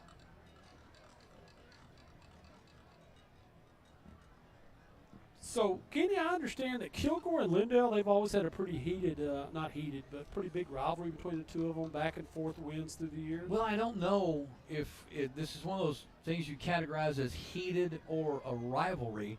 It just seems like every time they play, it's a significant game. It's high scoring, or they just pound each other to death. There's always some significance to the game because if you remember in the state championship run in 2020, they had to face Kilgore twice. Yeah. So, fortunately for the Eagles, they beat them twice and ended up in Arlington. But it just seems like there's always some intensity when it comes to this football game. It always means something. So they come out of the huddle, out of the timeout for Chris Cochran. They put no seconds back on the clock. 1:55 to go in this ball game. Lindale trying to make something happen. Hand off to Ross. Ross finding a seam up the middle, gets the first down. And they say the ball came out. They say Lindale Eagles have got a fumble recovery. They got the ball out of the hands of Ross. Recovered by Lindale. And they'll recover the fumble. They get the football back. We have no idea who recovered the fumble. Even though Levi Thornton is getting some pats on the back, he may have stripped the football. But the Eagles will have it 1st and 10 from the Kilgore 43-yard line. I'm telling you, there's no quitting in Lindale. Kilgore might have thought they've already won this game, and some of them just might be going, on the wayside. But Lindale. Well, the Eagles going to try to see what they can do here. Play fake to the right. Thurman's going to throw across the middle. In traffic. Is that a catch? It is. A spectacular catch by Alex Romero in traffic for a 13-yard reception and a first down Lindale. That's enough for another Lindale Eagles. Straight drop back. Thurman going to play quickly. Going to the end zone. It's intercepted at the 2-yard line and pulled down in the end zone and whipped down, but unfortunately it's an interception. And running into the end zone from the 2-yard line is going to be Chris Williams. But Marcus Field is the closest one to him. And Matt Cochran is having a talk with his quarterback, Clint Thurman, on the sideline right now. But, boy, Marcus was out there, but the ball a little bit out of his reach and right into the hands of Chris Williams. And that turnover, they give it right back to Kilgore. From their own 20-yard line. That's one of those things your quarterback's trying as hard as he can to get the team where they needed to get. Just a little bit too much on that pass. Well, the third turnover tonight by the Lindale Eagles, and boy, that little spark lasted only a couple of plays. Snap back to Van Zandt, hands off to Ross, straight up the middle. Ross has got a lot of running room across the 35 towards the 40 and gets tackled from behind. Ross is the one that just fumbled the ball back to Lindale, so the ball is right back to where Ross fumbled it before. Yeah, Wyatt Parker had to chase him down from behind. Well, first down Kilgore. Ross actually jogs off the field limping on his right foot. I'm not too sure with the game like it is that they should have him in the game. I think I might let that other kid get some runs. Well, a fumble and then a possible injury. He may be cramping a little bit. He's trying to stretch on the sideline. So Kilgore football, 1st and 10 from their own 44-yard line. Snap back to Van Zandt, handoff straight up the middle, stumbling, breaking a tackle. Another tackle at the 45-yard line. Roosevelt Rollins. Well, they're not missing Ross at all when you got Rollins to come right in and pick up huge yardage. Ball carrier, tackle made by Carson Plunkett. 18-yard pickup by Rollins. And they will get this clock rolling, and they will just roll it out. A couple more snaps for Kilgore, and they will have this win. Boy, Lindale having it right on the tips of their tongue when they got the football back on that fumble recovery. But the interception gave it right back to Kilgore. And I'll guarantee you there's nobody kicking themselves more than Clint Thurman. Well, 33 carries, make that 23 carries, over 300 yards. Crazy number for Isaiah Ross. And Kilgore will come out of Eagle Stadium with a 49-35 win over the Lindale Eagles. Kilgore will move to 5-2 on the season. Lindale will fall to 4-3. Again, no spectators. But they will fall with their first loss in district play. Thank you all for coming out. Before heading off to Chapel Hill next Friday night. We'll take a timeout. We'll come back. We'll give you some totals. Coming up next, Lindale Eagle football continues with OnTheCall.net. You come for the food and you stay for the experience. Brisket Love Barbecue and Ice House, a mile off Interstate 20 on FM 849 in Lindale. Come hungry because the barbecue portions are generous and the atmosphere is the best in East Texas, including live music on the stage in Hackberry Hall. Brisket Love Barbecue and Ice House combines great barbecue, craft beers, signature cocktails, and live music for a one-of-a-kind experience. Brisket Love Barbecue and Ice House, 15338 FM 849 in Lindale, and on the web at brisketlovetx.com. Backing the Lindale Football Eagles now as he did back then. Eagle Chiropractic is owned and operated by former Lindale Eagles center, Dr. Shane Allen. A class of 1989 graduate, Dr. Allen is an expert in chiropractic and nutritional health counseling. His expertise in these areas assist him in helping patients reduce and even eliminate migraine headaches, neck pain, back pain, and joint pain of all levels, both acute and chronic. Eagle Chiropractic offers therapeutic exercises, nutritional supplements, and analgesic creams, along with educational consultations and follow-up to assure continued support and confidence in a healthy lifestyle that is pain-free. Eagle Chiropractic, Highway 69 in Lindale, open Monday, Wednesday, Friday, or Saturdays. Call for an appointment and consultation at 903-881-5172. Eagle Chiropractic, making people better every day. If you're looking to advance and improve your baseball or softball skills and overall game with the hopes of moving on to the next level, Marucci Elite East Texas is the premier select organization to do just that. Hi folks, I'm Derek Kraft, current minor league pitcher for the New York Yankees and coach for Marucci Elite. Head coaches Mike Holichuk and Jeff Casey take over 35 years of coaching experience to the field each year, showcasing East Texas's finest baseball and softball talent. Marucci Elite East Texas has proven itself to be the best at directly focusing on player development and the recruitment of its athletes. You can follow them anytime and learn more about Marucci Elite East Texas through Facebook, Instagram, or Twitter at METXETX. That's METXETX for Marucci Elite East Texas. It's like moving from an old office into a brand new office. Trade up your current office furniture to brand new furniture from Office Barn in Tyler. Office Barn buys new and used furniture by the truckloads. We will also upgrade the look of your office by exchanging your current furniture for new digs. Maximize your office space with our space planning services, including field measurement, design, and a 3D diagram. Office Barn can even reconfigure existing cubicles for office space. More desks than the Pentagon, 1,000 plus chairs, conference room tables, lobby furniture, storage cabinets, cubicles. I'm John Longcrier. We ship anywhere with next day delivery in East Texas. Buy it in the box and save even more. Discounts for nonprofits, veterans, and first responders. Plus, office moving done right the first time. Between Lindale and Tyler on Highway 69, across from the big American flag. You name it, OB stocks it. Office Barn.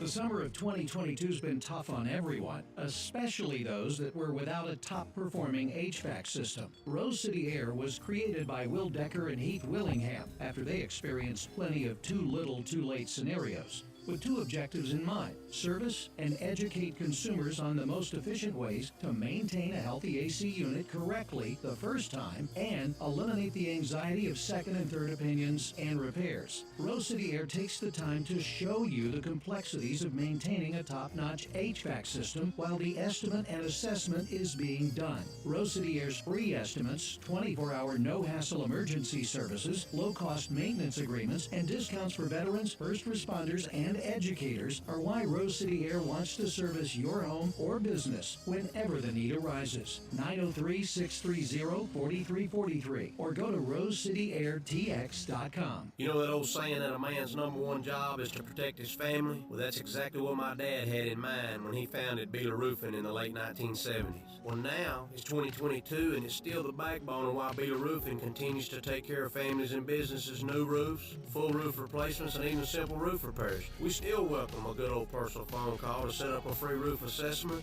and we take a lot of pride and enjoyment from making our customers feel better about being home. Plus, we can even help you navigate the insurance process. This is Brooks Beeler, Lindale class 1989, and very proud to support your Lindale Eagles again this year. Find us on the web at BeelerRoofing.com or call us at 903-347-8484. Beeler Roofing, our family protecting your family from the top down for over 40 years. Alford's Tire Brake and Alignment is going all in with the 2022 Lindale Eagles.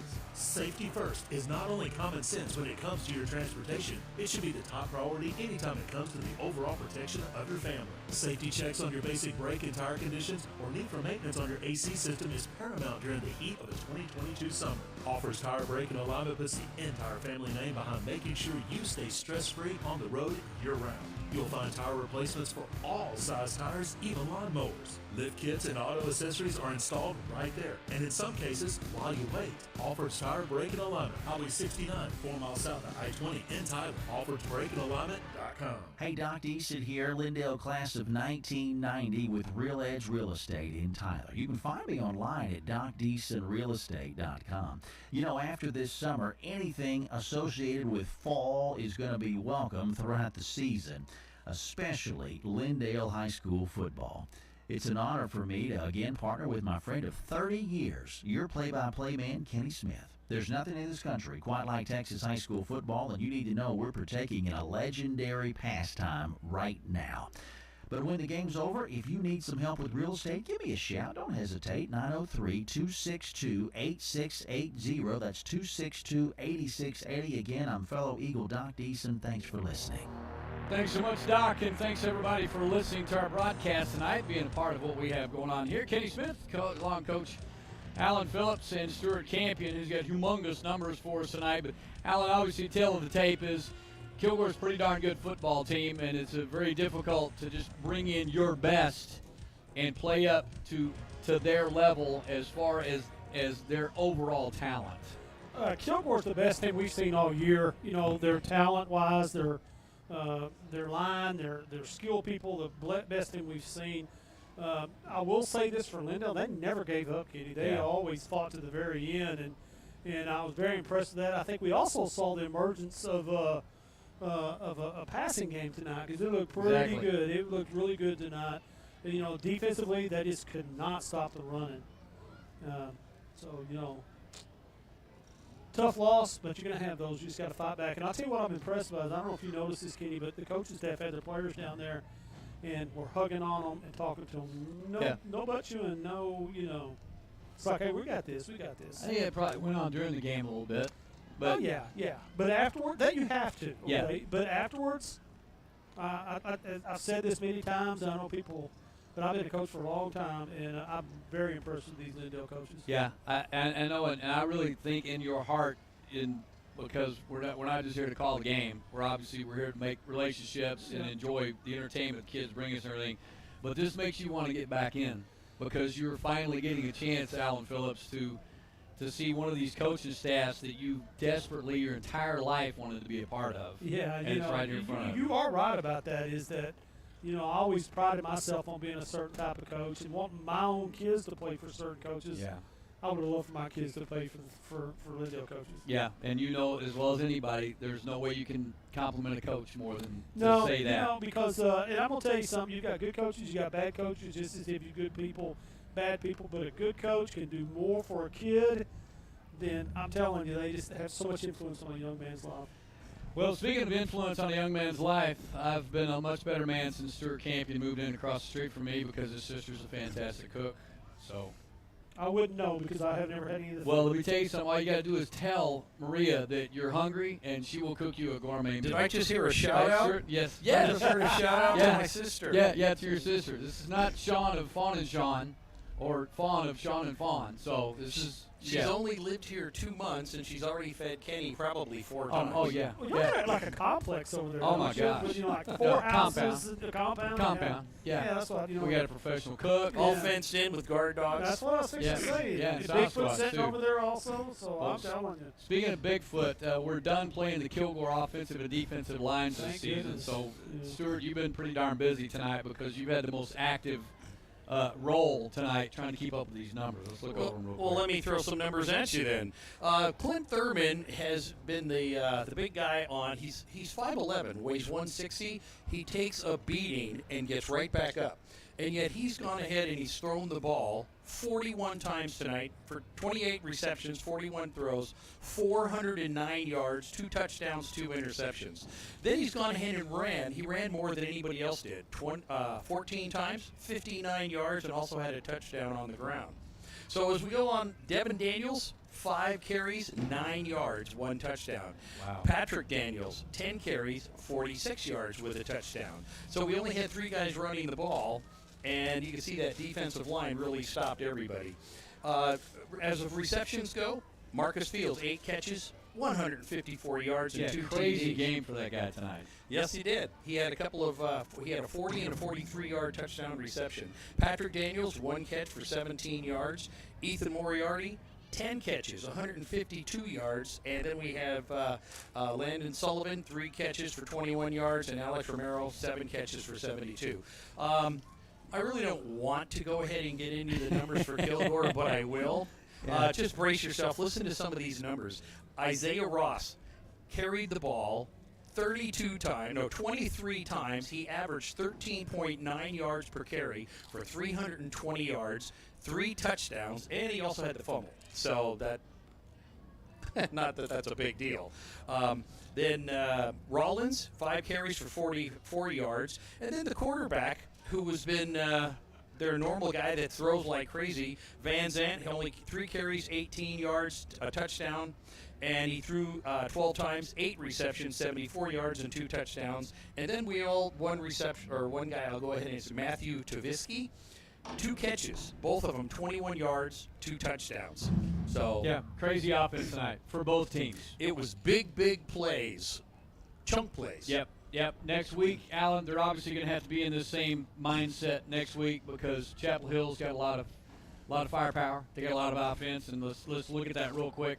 Chapel Hill over Jacksonville tonight, 62-21 the final, and Athens losing to Henderson, a shocker for a lot of people. Henderson scores 48 against Athens, 48-34 the final there. But so obviously they got to reset. They got to regroup for tomorrow, next week. You got to realize they can go out and beat Chapel Hill next week, and then Chapel Hill turns around and beats Kilgore. That's 3-way chance, 3-way tie for district championship. What people don't understand is, let me put it this way: if you win your district in the playoffs, you play the number 4 team in the other district. Yeah. So you're going good against bad. But then number 2 plays number 3 and so forth. So you want to be as high on that rung as you can and not play that number 1 team in that other district. And like I said, Lindale still has a chance to win, a tri-championships. And sure. And they'll get things. I think they'll go in, they'll look at some things, they'll find a way to stop them. But they just hit a juggernaut tonight. This is the best team we've seen all year. Yep. Yeah. And hopefully it will be. I guess we're done with the crowd, Mike. There's Stewart. I was like, what happened? Well, I don't know. I thought he fell off the balcony there for a second. Hey, good night, everybody, from Eagle Stadium tonight. We appreciate you being a part of our broadcast as we cut the crowd mic off now that Stewart's ready to go. From Eagle Stadium tonight, Kenny Smith, Coach Alan Phillips, and Stuart Campion. Join us next week, Friday night at 7 o'clock pregame, 7:30 is game time. Coming to you from Chapel Hill and Bulldogs Stadium as well. We say so long to everyone who was a part of this one. It is a final score, Kilgore over Lindale, 49-35. Thank you so much for being a part of our broadcast tonight with OnTheCall.net.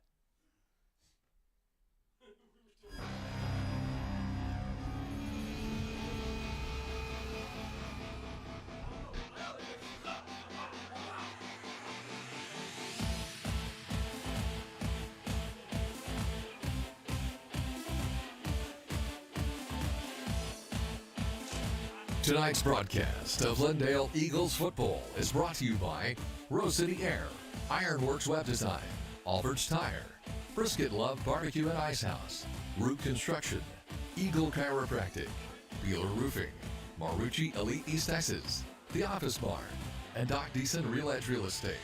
Copies of tonight's game broadcast at onthecall.net. And all 2022 season games can be purchased from onthecall.net at any time of the day after each game. OnTheCall.net and its supporters encourage all fans to make every opportunity to become involved in any child's education, enrichment, or any extracurricular activity they have a passion for. Thank you for joining us for Lindale Eagle Football with OnTheCall.net, streaming East Texas high school sports one game at a time.